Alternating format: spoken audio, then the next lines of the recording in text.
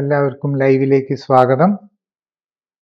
ഇന്ന് നമ്മളുടെ വിഷയം ആസ്മയും അലർജിയുമാണ്. ആദ്യമായിട്ട് ഡോക്ടർ ജോളിയോട് ചോദിക്കാനുള്ളത്, ആസ്മ എന്താണ്? ആസ്മ എന്ന് പറയുമ്പോൾ ബേസിക്കലി നമ്മളൊരു ശ്വാസം മുട്ടൽ, ഒരു അലർജി സംബന്ധമായിട്ട് വരുന്ന ശ്വാസം മുട്ടലിനെയാണ് നമ്മൾ ആസ്മ എന്ന് പറയുന്നത്. അതായത് ഇപ്പം നമ്മൾ സ്കിന്നിൽ അലർജി വന്ന് ചൊറിഞ്ഞു തടിക്കുകയൊക്കെയാണല്ലോ ചെയ്യുന്നത്. അതുപോലെ ലങ്സിൽ, അതായത് നമ്മളുടെ ശ്വാസം പോകുന്ന ശ്വാസനാളിയുടെ ഭാഗത്തും ലങ്സിലുമായിട്ട് വരുന്ന ആസ്മ. നമ്മളിപ്പം ശ്വാസത്തിൻ്റെ തുടക്കം, അതായത് മൂക്കാണല്ലോ, മൂക്കിലാണെങ്കിൽ നമുക്ക് വരുന്ന തുമ്മലൊക്കെ ആയിരിക്കും. പിന്നെ താഴേക്ക് പോകുന്ന അതനുസരിച്ച് കൂടി ഇത് വരും, വേറെ പ്രസൻറ്റേഷൻ ആയിരിക്കും വരുന്നത്. അതിൽ തന്നെ ശ്വാസകോശത്തിനുള്ളിലെ ബ്രോങ്കൈ, അതായത് ശ്വാസനാളികൾക്ക് വരുമ്പം അലർജി കാരണം ഉണ്ടാകുന്ന കൺട്രാക്ഷനും അവിടെ വരുന്ന കുറേ ചേഞ്ചസും നമുക്ക് ശ്വാസം ഉള്ളിലേക്ക് പോകാൻ പറ്റാതെ വരും. അതിനെയാണ് നമ്മൾ ആസ്മ എന്ന് പറയുന്നത്. ശരിക്കും ഈ ആസ്മയുടെ കാര്യം പറയുമ്പോൾ പലപ്പോഴും പറഞ്ഞു കേൾക്കുന്നത് ആസ്മ ട്രിഗർ ചെയ്യുന്നു എന്ന്. അത് ഇങ്ങനെ തുടക്കം കുറിക്കുന്നത് ഏതെങ്കിലും ഒരു പുറം കാര്യം, പുറത്തുള്ള, ദാറ്റ് ഈസ് ശരീരത്തിൻ്റെ പുറത്തുനിന്നുള്ള ഏതെങ്കിലും ഒരു കാര്യത്തിൻ്റെ ഇമ്പാക്റ്റ് ആയിരിക്കും എന്നാണ്. എന്നാൽ അത് തിരിച്ചറിയാനായിട്ട് വലിയ പാടാണ് എന്നും കൂടെ പറയാറുണ്ട്. അപ്പോൾ എന്താണ് നമ്മൾ മനസ്സിലാക്കേണ്ടത്? ഈ അലർജി എന്ന് പറയുന്നത്, അലർജിയുടെ ഒരു വകഭേദമാണ് ആസ്മ. അതായത് റെസ്പിറേറ്ററി ട്രാക്റ്റിന് വരുന്ന അലർജിയുടെ റെസ്പോൺസ് ആണ് ആസ്മ എന്ന് പറയുന്നത്. ഇതിലെല്ലാം നമ്മളുടെ എന്തെങ്കിലും പുറത്തുനിന്നുള്ളൊരു ഘടകം, അതായത് നമ്മളുടെ എന്തിലേലും നമ്മളുടെ എയറിൽ കൂടെ ഉള്ളിലേക്ക് പോവുകയോ, എയറാകണമെന്ന് നിർബന്ധമില്ല. അത് ഭക്ഷണമാകാം, ഭക്ഷണത്തിൽ കൂടെ വരുന്ന നമ്മളത് ഇൻറ്റസ്റ്റൈനിൽ കൂടെ അബ്സോർബ് ചെയ്ത് നമ്മൾ ശ്വാസം ബ്ലഡിലേക്കാണല്ലോ ചെല്ലുന്നത്. ഫൈനലി നമ്മൾ എയറിൽ കൂടെ നേരെ എടുക്കുകയാണെങ്കിൽ അത് ബ്ലഡിലേക്കാണ് പോകുന്നത്, ഭക്ഷണത്തിൽ കൂടെ വന്നിട്ട് വരുന്നതും ബ്ലഡിലേക്ക് തന്നെയാണ് വരുന്നത്. അപ്പം അങ്ങനെയുള്ള ഏതെങ്കിലും ഘടകം ഉള്ളിൽ ചെന്ന് കഴിയുമ്പോഴാണ് അത് ട്രിഗറായിട്ട് വരുന്നത്. ട്രിഗർ വന്നു കഴിയുമ്പം അത് നമ്മുടെ ഇമ്മ്യൂൺ സിസ്റ്റം തന്നെ ശരിക്കും ഓവർ റെസ്പോണ്ട് ചെയ്യുക, അതായത് ആവശ്യമില്ലാതെ ഒരു റെസ്പോൺസ് കാണിക്കുകയാണ് ചെയ്യുന്നത്. കുഴപ്പമില്ലാത്തതിനോട് അബ്നോർമലായിട്ട് റിയാക്ട് ചെയ്യുന്നു. അപ്പോൾ അതിനെ നശിപ്പിക്കാനുള്ള ഒരു ശ്രമത്തിലാണ് ഈ ഇമ്മ്യൂൺ സിസ്റ്റം ആക്ടിവേറ്റഡ് ആവുന്നു. അതിൻ്റെ ഭാഗമായിട്ട് വരുന്ന കുറേ ചേഞ്ചസ് ആണ് വരുന്നത്. അതാണ് ആസ്മയായിട്ട് വരുന്നത്. അത് ഭക്ഷണം കഴിക്കുമ്പം ആസ്മയുള്ളവർക്കറിയാം, ചില ഭക്ഷണം കഴിച്ചാൽ അവർക്ക് ആസ്മ കൂടും. ആ എയറിൽ എന്തെങ്കിലും പൊടിയോ ഇതോ വന്നു കഴിഞ്ഞാൽ ആസ്മ കൂടും. ഈവൻ സ്ട്രെസ്സ്, നമുക്ക് മാനസികമായിട്ടുള്ള സ്ട്രെസ്സ് നമ്മുടെ ഇമ്മ്യൂണിറ്റിയെ ബാധിക്കുന്നുണ്ട്. അത് ഇമ്മ്യൂൺ സിസ്റ്റവും ഇതും തമ്മിലുള്ള ഒരു ബാലൻസിലാണ് ഇതെല്ലാം നടക്കുന്നത്. അപ്പോൾ ആ ബാലൻസിനെ അഫക്റ്റ് ചെയ്യുന്ന സ്ട്രെസ്സോ ഈവൻ ഉറക്കക്കുറവോ ഇതൊക്കെയാണെങ്കിൽ ആസ്മ വരാം. പിന്നെ നമുക്കറിയാം, നമ്മുടെ പ്രകൃതിയുടെ ഇതുമായിട്ടും ചില ആസ്മക്കാർക്കൊക്കെ അറിയാം, full moon day, new moon day, അതൊക്കെ അനുസരിച്ച്, അതായത് വെളുത്ത വാവ കറുത്ത വാവൊക്കെ അനുസരിച്ചും ചില വ്യത്യാസങ്ങൾ വരും. അത് നമ്മളുടെ ബോഡിയും നമ്മളുടെ ഗ്രാവിറ്റേഷണൽ ഫോഴ്സസും എല്ലാം തമ്മിലുള്ള ബന്ധങ്ങളാണ്. അപ്പം ഇങ്ങനെ മൾട്ടിപ്പിൾ ഫാക്ടേഴ്സിനെ എഫക്റ്റ് ചെയ്തിട്ടാണ് ആസ്മ ശരിക്കും ട്രിഗർ വരികയൊക്കെ ചെയ്യുന്നത്. ഈ പൊതുവെ ഇൻഹെയിലർ എന്ന് പറയുന്ന ആണ് പലരും ഉപയോഗിക്കുന്നത് ആസ്മ ഉള്ളവർ. ശരിക്കും ഈ ഇൻഹെയിലർ എന്താണ് ചെയ്യുന്നത്? ഇൻഹെയിലറിനകത്ത് യൂഷ്വലി 2 തരം മരുന്നുകളാണ് ഉപയോഗിക്കുന്നത്. ഒന്ന് സ്റ്റീറോയിഡ് ടൈപ്പ് മരുന്ന്, മറ്റത് ബ്രോങ്കോ ഡയലറ്റേഴ്സ്. ബ്രോങ്കോ ഡയലറ്റേഴ്സ് എന്ന് പറഞ്ഞാൽ നമ്മളുടെ ഇമ്മ്യൂൺ സിസ്റ്റവും അതുപോലെ നമ്മളുടെ ചില ഹോർമോൺസിനെയൊക്കെ ബ്ലോക്ക് ചെയ്യുക, ആക്ടിവേറ്റ് ചെയ്യുക, ഇതൊക്കെയാണ് ഇതിനകത്ത് നടക്കുന്നത്. ആ രീതിയിലുള്ള ഇതാണ് വരുന്നത്. അപ്പോൾ നമ്മൾ കഴിച്ചു കഴിഞ്ഞ് കഴിഞ്ഞാൽ, നമ്മൾ ഭക്ഷണത്തിൽ കൂടെയാണ് കഴിക്കുകയാണെങ്കിൽ അത് നമ്മുടെ വയറിൽ ചെന്നിട്ട് നമ്മൾ പിന്നെ അത് കുറേ എത്ര അബ്സോർബ് ചെയ്യുമെന്ന് നമുക്ക് പറയാൻ പറ്റില്ല. അബ്സോർബ് ചെയ്ത് ലിവറിൽ ചെന്നാൽ ലിവർ അതിനെല്ലാം കളയും. പിന്നെ വലിയൊരു 10% കളയാതെ പോകുന്നതിന് മാത്രമേ നമ്മൾ ബ്ലഡിലേക്ക് എത്തുള്ളൂ. അതായത് ഇൻഹേലർ ആകുമ്പോൾ എന്താ ചെയ്യുന്നതെന്ന് വെച്ചാൽ, നമ്മൾ ഓക്സിജൻ അബ്സോർബ് ചെയ്യിപ്പിക്കുന്നത് പോലെ ഡയറക്റ്റ്ലി അങ്ങ് അബ്സോർബ് ചെയ്യുക. അപ്പം കുറച്ചുകൂടെ കുറഞ്ഞ ഡോസിൽ മോർ എഫക്റ്റീവ് ആക്കാൻ പറ്റും. അപ്പം നമുക്ക് ആ ലിവറിന് വരുന്ന ഇമ്പാക്റ്റ് നമുക്ക് കുറയ്ക്കാനും പറ്റും. ഈ മരുന്നിൻ്റെ സൈഡ് ഇഫക്റ്റ് ഇൻഹേലർ ആയിട്ട് എടുക്കുമ്പോൾ നമുക്ക് കുറച്ചുകൂടെ കുറയ്ക്കാം. സ്മോളർ ഡോസ് ഓഫ് മരുന്ന് മതി. ഇതൊക്കെയാണ് ഇൻഹേലറിൻ്റെ അഡ്വാൻറ്റേജ് ശരിക്കും പറഞ്ഞത്. ശരിക്കും ഈ ഇൻഹെയിലർ വൺസ് ഉപയോഗിച്ച് കഴിഞ്ഞാൽ പിന്നെ തുടരെ ഉപയോഗിക്കേണ്ടി വരും എന്ന് പറയുന്നു.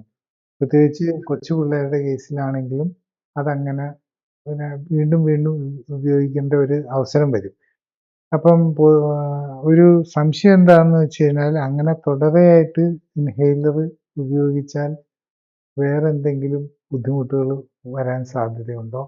ഇനി അതല്ല ഇൻഹേലർ കറക്റ്റായിട്ട് ഉപയോഗിച്ച് കഴിഞ്ഞാൽ പിന്നീട് അതിൻ്റെ ആവശ്യം വരാതിരിക്കുമോ? ഇൻഹേലർ ശരിക്കും നമ്മൾ ഈ മരുന്നുകളൊക്കെ അപ്പോഴത്തേക്കുള്ള ഒരു ഇഫക്റ്റേ ഉള്ളൂ. ഇപ്പം കുറച്ച് നാളിപ്പം ഒരാഴ്ച ഇൻഹേലർ എടുത്തിട്ട് ചിലപ്പോൾ നമുക്ക് ഈ ട്രിഗർ മെക്കാനിസം, അതായത് ട്രിഗർ വരുത്തുന്ന ഭക്ഷണവും എയറിൽ നിന്നുള്ളതും ഒക്കെ ഒഴിവായാൽ ചിലപ്പോൾ ഒരു ആവശ്യം ഉണ്ടാവില്ല. ശരിക്കും അതൊക്കെ അത്യാവശ്യം ഇങ്ങനെ ഒരു ട്രിഗർ വരുമ്പോൾ മാത്രമാണ് യൂഷ്വലി എടുക്കേണ്ടത്. പക്ഷേ എപ്പോഴും എന്താണെന്ന് ചോദിച്ചാൽ ട്രിഗർ എന്താണെന്ന് അറിയത്തില്ലാത്തതുകൊണ്ട് എപ്പം വന്നുകൊണ്ടിരിക്കും. അതുകൊണ്ടാണ് ഈ കണ്ടിന്യൂസ് എടുക്കേണ്ടി വരുന്നത്. ശരിക്കും അതിനിപ്പോൾ 2 നേരം എടുക്കേണ്ട ഒരു എന്താ ഇൻഹേലർ ആണെങ്കിൽ അതിന് അത്തരത്തിൻ്റെ ഉള്ള ആക്ഷനേ ഉള്ളൂ. അല്ലാതെ ഇതിന് പിന്നെ ഒരു പ്രൊലോങ്ഡ് ആയിട്ട് ആക്ഷനൊന്നും വരുന്നില്ല. അപ്പം ഏത് മരുന്നാണെങ്കിലും ആസ്മയ്ക്ക് വേണ്ടിയിട്ട് ഓറലി കഴിക്കുന്നതാണേലും ഇൻഹേലർ ആണേലും അത് കഴിക്കുമ്പോഴേ അതിൻ്റെ ഇഫക്റ്റ് ഉള്ളൂ. ചിലപ്പോൾ പിന്നെ കഴിച്ചില്ല, അതിൻ്റെ ഇഫക്റ്റ് പോയി കഴിഞ്ഞപ്പം ട്രിഗറും ഇല്ലെങ്കിൽ ഒരു കുഴപ്പമില്ല, വരികയില്ല. പിന്നെ അടുത്ത ട്രിഗറിങ് ആയിട്ടുള്ള either ഫുഡിൽ നിന്നുള്ളതോ അല്ലെങ്കിൽ എയറിൽ നിന്നുള്ളതോ വന്നു കഴിയുമ്പോൾ മാത്രമേ വരുള്ളൂ. അതേ വ്യത്യാസമുള്ളൂ. പക്ഷെ നമുക്ക് ഈ സൈഡ് ഇഫക്റ്റ് ആയിട്ട് വരുന്നത് എന്താണെന്ന് ചോദിച്ചാൽ ഇൻഹേലർ എടുത്താൽ ഈ സ്റ്റിറോയിഡ് ഇൻഹേലർ ഒക്കെ എടുക്കുമ്പോൾ വായിലേക്കാണല്ലോ ആദ്യം വരുന്നത്. അപ്പം ഇൻഹേലറിൻ്റെ എല്ലാം പ്രോബ്ലം എന്താണെന്ന് വെച്ചാൽ ഇത് ഇമ്മ്യൂണോ സപ്രസൻ്റ് ആണ്, പ്രത്യേകിച്ച് സ്റ്റിറോയിഡ് ബേസിലുള്ളതാണെങ്കിൽ. അപ്പം വായിക്കകത്ത് പൂപ്പൽ വരും. കൊച്ചു പിള്ളേർക്കൊക്കെ എടുക്കുമ്പോഴും ആർക്കാണെങ്കിലും വായിലുള്ള ഇൻഫെക്ഷൻസും പൂപ്പലും ഒക്കെ വരാനുള്ള സാധ്യത കൂടുതലായിരിക്കും. അതുകൊണ്ടാണ് പറയുന്നത് ഇൻഹേലർ എടുത്തു കഴിഞ്ഞ് കഴിഞ്ഞാൽ അപ്പോൾ തന്നെ വാ കഴുകണമെന്ന് പറയുന്നത്. അപ്പം വായിലാക്കിയകത്ത് അതിൻ്റെ ഇഫക്റ്റ് നിൽക്കുകയില്ല. നമുക്ക് ശ്വാസനാളിയിൽ മാത്രമാണ് അതിൻ്റെ ഇഫക്റ്റ് വരുത്തേണ്ടതുള്ളത്. അപ്പോൾ അത് ഒഴിവാക്കുക എന്നുള്ളതാണ് ഒന്ന് വരുന്നത്. ഇനി എടുത്തു കഴിയുമ്പോൾ ഈ പിന്നെയും ജീവിതകാലം മുഴുവൻ എടുക്കേണ്ടി വരുന്നു എന്ന് പറയുന്നത് എന്താണെന്ന് വെച്ചാൽ ഏത് മരുന്നാണേലും എടുത്തു കഴിയുമ്പം കുറച്ച് നാൾ കഴിയുമ്പോഴേക്കും നമ്മുടെ ബോഡി അതിനെ ഓവർകം ചെയ്യാനുള്ള മെക്കാനിസം, ശരിക്കും ബോഡിയുടെ ഈവൻ നമ്മളുടെ ഈ ആസ്മാറ്റിക് റെസ്പോൺസ് പോലും ബേസിക്കലി പറഞ്ഞ ഒരു പ്രൊട്ടക്റ്റീവാണ്, നമ്മളെ സംരക്ഷിക്കാനുള്ളതാണ്. അതായത് ഈ ഇതിലേക്ക് വരുന്ന സാധനങ്ങൾ എന്തെല്ലാം കുഴപ്പമുണ്ടാക്കുന്നതാണ്. അതുകൊണ്ട് അത് വരണ്ട എന്ന് വരുത്താൻ വേണ്ടിയിട്ട് അവിടെയൊക്കെ കൺട്രാക്ട് ചെയ്ത് പിടിക്കാനാണ് നോക്കുന്നത്. നമ്മുടെ ശരീരം നമ്മളെ പ്രൊട്ടക്റ്റ് ചെയ്യാനാണ് നോക്കുന്നത്. പക്ഷെ അതിൻ്റെ കൂടെ നമുക്ക് ഓക്സിജൻ കിട്ടാതെ വരുന്നു. അതുകൊണ്ടാണ് നമുക്ക് ഈ ബുദ്ധിമുട്ട് വരുന്നത്. അപ്പം നമ്മൾ ഇതിനകത്ത് ആസ്മയുള്ളവർ മനസ്സിലാക്കേണ്ടത് നമ്മളതിൻ്റെ ട്രിഗറിങ് ഫാക്ടർ എന്താണെന്ന് കണ്ടുപിടിച്ചത് ഒഴിവാക്കുക എന്നുള്ളതാണ് നമ്മൾ ചെയ്യേണ്ടത്. എന്നിട്ട് പിന്നെ നമുക്ക് എയറിൽ നിന്നുള്ളത് ഇപ്പോൾ ഫുഡിലാണെങ്കിൽ നമുക്ക് കുറച്ചും കൂടെ മനസ്സിലാക്കി കഴിഞ്ഞ് കഴിഞ്ഞാൽ എളുപ്പമാണ് ഫുഡിൻ്റെ കൺട്രോൾ ചെയ്താൽ. ഇത് കഴിച്ചാൽ കുഴപ്പം ഉണ്ടാകാൻ സാധ്യതയുണ്ടെന്ന് നമുക്ക് തന്നെ മനസ്സിലാവും. ഒരു കാര്യം ചെയ്യാവുന്നത്. പിന്നെ രണ്ടാമത് എയറിൽ നിന്നുള്ളത് ഇപ്പം നമ്മൾ വേറെ വല്ല സ്ഥലത്തൊക്കെ പോയി അവിടെ എന്തെങ്കിലും ഈ ഇൻഹേലർ ഈ ഡസ്റ്റോ അല്ലെങ്കിൽ ഈവൻ പെർഫ്യൂംസ്, പലർക്കും ചിലതരം പെർഫ്യൂംസ് മതിയാവും അലർജി ഉണ്ടാക്കാൻ. എല്ലായിടത്തും ഈവൻ റൂം ഫ്രഷ്നേഴ്സും ടോയ്ലറ്റിൽ കയറി അവിടെ ഒരു ഫ്രഷ്നർ, അത് ഓരോ ടൈപ്പായിരിക്കും. ഇപ്പോൾ ഏത് ടോയ്ലറ്റിൽ ഏത് കയറുമ്പോഴാണ് നമുക്ക് വരാൻ പോകുന്നതെന്ന് അറിയില്ല. അപ്പം അങ്ങനെ വരുമ്പോൾ ഒരു ട്രിഗർ വന്നു കഴിഞ്ഞാൽ അപ്പോഴാണ് നമ്മൾ ശരിക്കും പറഞ്ഞ് ഉപയോഗിക്കാവുന്നത്. അല്ലാത്ത സമയത്ത് ഉപയോഗിക്കുക. ഇപ്പം ഞാൻ ബേസിക്കലി ഇങ്ങനത്തെ ആസ്മ അലർജിയൊക്കെ ഉള്ള പേഷ്യൻസിന് ട്രീറ്റ്മെൻറ്റ് ഈ ലൈഫ് സ്റ്റൈൽ ഓറിയൻറ്റഡ് ആയിട്ടുള്ള മരുന്ന് ഏതിലാണെങ്കിലും സ്റ്റാൻഡേർഡാണ്. ഒന്നെങ്കിൽ ബ്രോങ്കോഡയാലിറ്റീസ് ഉണ്ട്, അല്ലെങ്കിൽ സ്റ്റിറോയിഡ് ബേസ്ഡ് ഇൻഹേലർ ഉണ്ട്, ടാബ്ലറ്റ് ഉണ്ട്, ഫോർമാറ്റ് ഉണ്ട്. പിന്നെ അക്യൂട്ട് ആസ്മ സിവിയർ ആയിട്ട് വന്നു കഴിഞ്ഞാൽ ഇഞ്ചെക്റ്റബിൾ ആയിട്ടുള്ളതുണ്ട്. ഇതാണ് അതിൻ്റെ ഒരു സ്റ്റാൻഡേർഡ് ഫോർമാറ്റ്. അപ്പം നമ്മൾ ഇതിൽ ചെയ്യുന്ന എങ്ങനെയാണെന്ന് ചോദിച്ചാൽ നമ്മൾ ക്ലിനിക്കലി മോണിറ്റേർഡ് ആയിട്ടുള്ള ലൈഫ് സ്റ്റൈൽ കറക്ഷൻ കൊടുത്ത് അവർക്ക് തന്നെ മനസ്സിലാക്കാനുള്ള സാഹചര്യം ഉണ്ടാക്കി കൊടുക്കുകയാണ്. എന്താണ് എനിക്ക് പ്രോബ്ലം ഉണ്ടാക്കുന്നതെന്ന്. അപ്പോൾ നമ്മൾ സ്പെഷ്യൽ ഫുഡ്, ഏറ്റവും മിനിമം ഇൻഗ്രീഡിയൻസ് വെച്ചുള്ള ഫുഡ് കൊടുത്ത് പിന്നെ ടെസ്റ്റുകൾ വഴി നോക്കി ഏതൊക്കെ ഫുഡാണ് അവർക്ക് പറ്റാത്തത്, ഏതൊക്കെ ഇൻഹേലൻ്റ് ആണ് പറ്റാത്തത്, അങ്ങനെയൊക്കെ ഉള്ളത് നോക്കി പിന്നെ ടോക്സിൻസ് കുറയ്ക്കാൻ. ബേസിക്കലി ഇത് ഇമ്മ്യൂൺ സിസ്റ്റത്തെയാണ് ബാധിച്ചിരിക്കുന്നത്. ഇമ്മ്യൂൺ സിസ്റ്റത്തിന് സ്ട്രെസ് ഉണ്ടാക്കുന്ന സാധനങ്ങളൊക്കെ ഒഴിവാക്കി.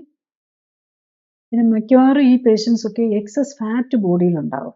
നമ്മുടെ ബോഡിയുടെ ഇമ്മ്യൂൺ സിസ്റ്റത്തെ കൺട്രോൾ ചെയ്യുന്നത് ഫാറ്റിൽ omega-3 omega-6 എന്നീ 2 എസെൻഷ്യൽ ഫാറ്റ് എന്ന് പറയാം. അപ്പം അതിൻ്റെ ഒരു ബാലൻസ് ഇംബാലൻസും ആണ് ഒരു കാര്യം. അത് മാത്രമല്ല, അപ്പം ആ ഇംബാലൻസും കൂടെ കറക്റ്റ് ചെയ്യണം. അപ്പം നമ്മളുടെ ഈ ഇമ്മ്യൂൺ സിസ്റ്റം ഇങ്ങനെ ഓവർ റിയാക്ട് ചെയ്യുന്ന ആ സ്വഭാവം അവർക്കങ്ങ് മാറി വരും. ശരിക്കും നമ്മുടെ ഈ ഇൻഫ്ലമേഷൻ, ഇതൊക്കെ ഈ ആസ്മ എന്നൊക്കെ പറയുന്ന ഇൻഫ്ലമേറ്ററി ഡിസീസസ് ആണ്. അപ്പൊ ഇൻഫ്ലമേറ്ററി, നമ്മുടെ ബോഡിയുടെ ഇൻഫ്ലമേഷൻ സ്റ്റാറ്റസ് അല്ലെങ്കിൽ ഇൻഫ്ലമേഷൻ ഉണ്ടാക്കുന്ന ഫാറ്റ് ഒമേഗ-6 കുറച്ച് കഴിയുമ്പോൾ തന്നെ ഇമ്മ്യൂൺ സിസ്റ്റം റെസ്പോൺസ് കുറഞ്ഞു വരും. ഞാൻ ഓർക്കും, ചിലതൊക്കെ ഉണ്ട് നമുക്ക് കൺട്രോൾ ചെയ്യാൻ പറ്റാത്തതുണ്ടല്ലോ. ചില പേഷ്യൻസ് പറയും, എനിക്ക് കടൽ തീരത്ത് പോയി കഴിഞ്ഞ് കഴിഞ്ഞാൽ ഒട്ടും പറ്റില്ല, ആ കടലിന്റെ അടുത്തൂടെ പോയാൽ അപ്പോൾ എനിക്ക് ആസ്മ തുടങ്ങുന്നത്. ബാക്കി പല കാര്യങ്ങളും കൺട്രോൾ ചെയ്യാൻ പറ്റിയെന്നിരിക്കും. പക്ഷെ ഇങ്ങനെയൊക്കെ ഉള്ളത് നമ്മൾ കൺട്രോൾ ചെയ്യാൻ പറ്റില്ലല്ലോ. അദ്ദേഹത്തിന്റെ ഞാൻ ഓർക്കുന്നു, അത് കഴിഞ്ഞിട്ട് ഈ ട്രീറ്റ്മെന്റ് ഒക്കെ കഴിഞ്ഞപ്പം ഞങ്ങൾ ബീച്ചിൽ പോയി എൻജോയ് ചെയ്യാൻ പറ്റിയെന്ന് പറഞ്ഞിട്ടുണ്ട്. അപ്പം അത് നമ്മളെ ഒഴിവാക്കാൻ പറ്റുന്നതല്ല, ചില കാര്യങ്ങൾ നമുക്ക് ഒഴിവാക്കാൻ പറ്റും.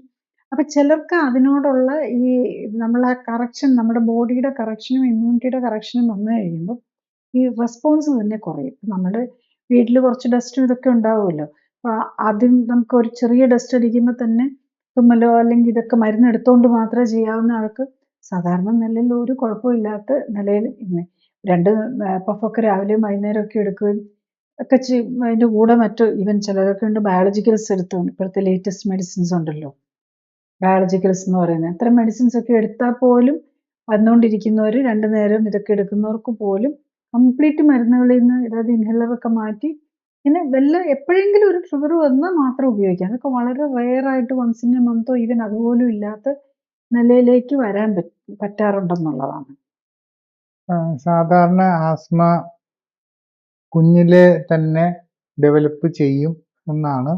ആ കുഞ്ഞിലെ ഡെവലപ്പ് ചെയ്യുന്ന ആസ്മ പിന്നെ ഒരിക്കലും മാറില്ല എന്ന് പറയുകയും ചെയ്യുന്നുണ്ട്.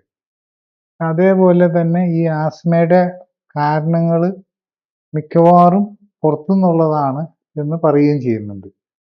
അപ്പം ശരിക്കും ഈ ആസ്മ ഒന്ന് വന്നാൽ ഇത് ഒരിക്കലും പിന്നെ മാറൂല എന്ന് പറയുന്നത് എങ്ങനെയാണ്?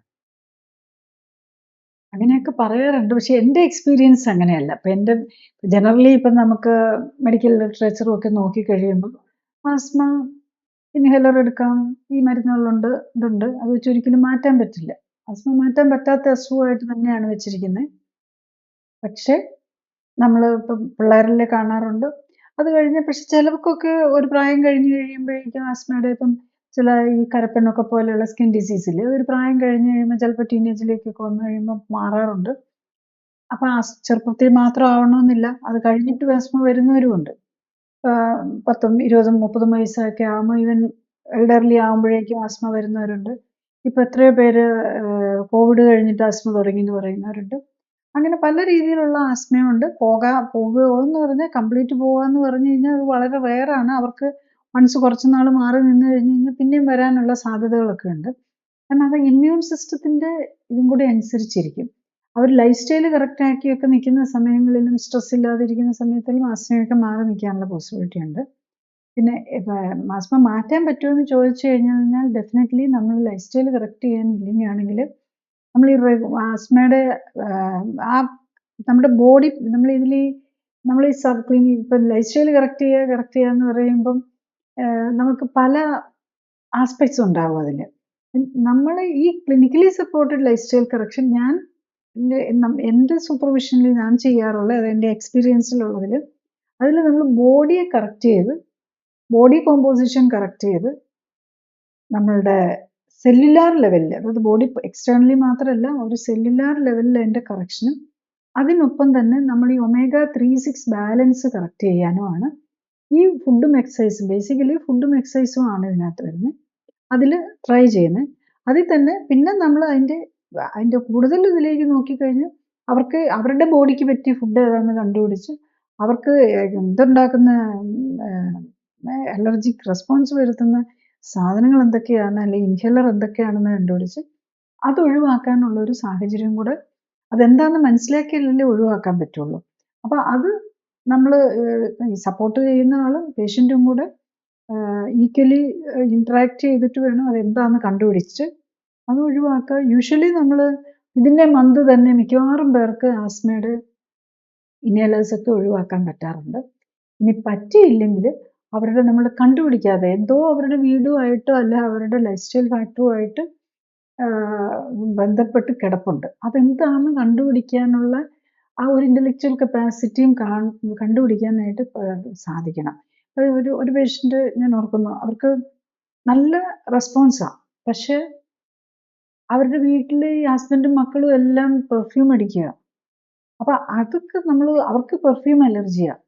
അപ്പൊ ഇവര് ഈ പെർഫ്യൂം അടിച്ചുകൊണ്ടിരുന്ന് കഴിഞ്ഞാൽ എങ്ങനെ അവരുടെ അസുഖം മാറാനാ? അപ്പൊ മാറാതെ വന്ന് പിന്നെ മാറിയായിരുന്നു, പിന്നെ റീസ്റ്റാർട്ട് ചെയ്തെന്നൊക്കെ പറയുമ്പോൾ നമ്മൾ അനലൈസ് ചെയ്ത് കഴിയുമ്പോഴാണ് നമുക്ക് മനസ്സിലാവുന്നത് പലർക്കും ചില പെർഫ്യൂംസ് ഒക്കെ അലർജിയാ. അപ്പൊ അങ്ങനെയുള്ളപ്പോൾ അവര് മാത്രം ഒഴിവാക്കിയാൽ പോരാ, ആ വീട്ടിലും കൂടെ ഒഴിവാക്കാനായിട്ടുള്ള സാഹചര്യം ഉണ്ടാവണം. അപ്പൊ അതാണ് നമ്മൾ മനസ്സിലാക്കേണ്ടത്. അപ്പൊ നമ്മൾ ബേസിക്കലി ഈ കാര്യങ്ങളെല്ലാം കറക്റ്റ് ചെയ്തുകൊണ്ട് പോകുമ്പോൾ ഒരു കുടുംബത്തിൽ തന്നെ അതിനുള്ള ഒരു സാഹചര്യം വരുമ്പോഴാണ് ഇത് പോസിബിൾ ആവുന്നത്. ശരിക്കും ഈ പാരമ്പര്യത്തിന് എന്ത് റോളാണുള്ളത് ആസ്മയില്? എന്താ കാര്യം എന്ന് വെച്ച് കഴിഞ്ഞാല് എപ്പോഴും പറഞ്ഞു കേൾക്കാറുണ്ട്, അച്ഛനോ അമ്മയ്ക്കോ ആസ്മ ഉണ്ടെങ്കിൽ മിക്കവാറും കുട്ടികളിൽ ആർക്കെങ്കിലും ഒരാൾക്കുണ്ടാവും. അപ്പൊ അങ്ങനെയുള്ള സ്ഥിതിക്ക് പിന്നീട് അതീന്ന് കുട്ടികൾ ഉണ്ടാവുമ്പോഴത്തേക്കും ഇത് വരാതിരിക്കാനായിട്ടോ അല്ലെങ്കിൽ കുട്ടികൾ ഉണ്ടാകുമ്പോൾ ഇത് എങ്ങനെയാണ് കൈകാര്യം ചെയ്യേണ്ടതെന്നുള്ളത് കൂടുതൽ ബെറ്റർ ആയിട്ട് ശ്രദ്ധിക്കേണ്ടത് എങ്ങനെയാണ്?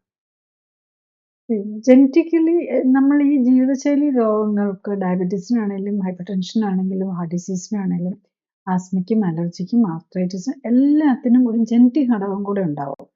കാരണം ഇതെല്ലാം നമ്മളുടെ ജീൻസിനെയും കൂടെ ബേസ് ചെയ്താണ് ഇരിക്കുന്നത്. പക്ഷെ ഉണ്ടായി എന്ന് വെച്ച് ഒരാൾക്കുണ്ടായി ജീൻസിൽ ഉണ്ടെങ്കിൽ തന്നെ അത് മാനിഫെസ്റ്റ് ചെയ്യണമെന്ന് നിർബന്ധമില്ല. അത് ജീവിതശൈലി അല്ലെങ്കിൽ നമ്മുടെ ലൈഫ് സ്റ്റൈൽ ഫാക്ടേഴ്സും കൂടെ അതിനൊപ്പം വന്നാൽ മാത്രമേ അത് മാനിഫെസ്റ്റ് ചെയ്യണമെന്നുള്ളൂ. അപ്പൊ അതുകൊണ്ട് തന്നെയാണ് നമുക്ക് ഒരാൾക്കുണ്ടെങ്കിൽ പോലും നമുക്ക് വരുത്താതിരിക്കാം. കൊച്ചിന് ഇപ്പം ആ കുട്ടിക്ക് വരാനുണ്ടെങ്കിലും അവരാ സാഹചര്യം ഇപ്പൊ ചില തെറ്റായിട്ടുള്ള ഞാൻ ഈ പറഞ്ഞ പോലെ omega-3-6 ബാലൻസ് തെറ്റിക്കുക, ഓവർ വെയിറ്റ് വരിക. ഇപ്പൊ അച്ഛനും അമ്മയ്ക്കും ഡയബറ്റീസ് ആസ്മയുണ്ട്, അറിഞ്ഞ അച്ഛനും ഒരാൾക്കുണ്ട്. അപ്പൊ ഈ ആള് തന്നെ കുഴപ്പമൊന്നുമില്ല, നല്ല ബോഡി ഹെൽത്തി ആയിട്ട് മെയിൻറ്റെയിൻ ചെയ്യുകയും കറക്റ്റായിട്ടുള്ള അധികം ജങ്ക് ഫുഡൊക്കെ ഒഴിവാക്കി ജീവിക്കുകയും ചെയ്ത് കഴിഞ്ഞാൽ വലിയ കുഴപ്പമുണ്ടാവില്ല.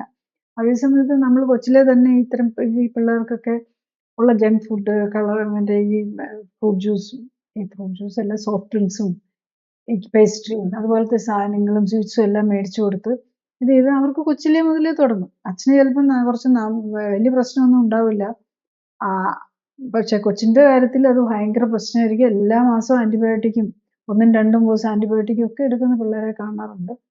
അതുപോലെ തൊണ്ട റെക്കറന്റ് ടോൺസിലൈറ്റിസ്, അഡനോയിഡൈറ്റിസ്, എന്നിട്ട് പോയി അഡനോയിഡ് ഓപ്പറേറ്റ് ചെയ്ത് മാറ്റുക, ടോൺസിൽ ഓപ്പറേറ്റ് ചെയ്ത് മാറ്റുക, ഇതെല്ലാം നമ്മൾ കാണുന്നു. അതെല്ലാം ആക്ച്വലി ഈ നമ്മൾ കറക്റ്റായിട്ട് ലൈഫ് സ്റ്റൈൽ കറക്റ്റ് ചെയ്യാൻ നോക്കുകയാണെങ്കിൽ ഈ 90% അഡനോയിഡെക്ടമിയും ടോൺസിലെക്ടമിയും ഈ ഇൻഹേലർ യൂസും ഒക്കെ ഒഴിവാക്കാവുന്നേ ഉള്ളൂ.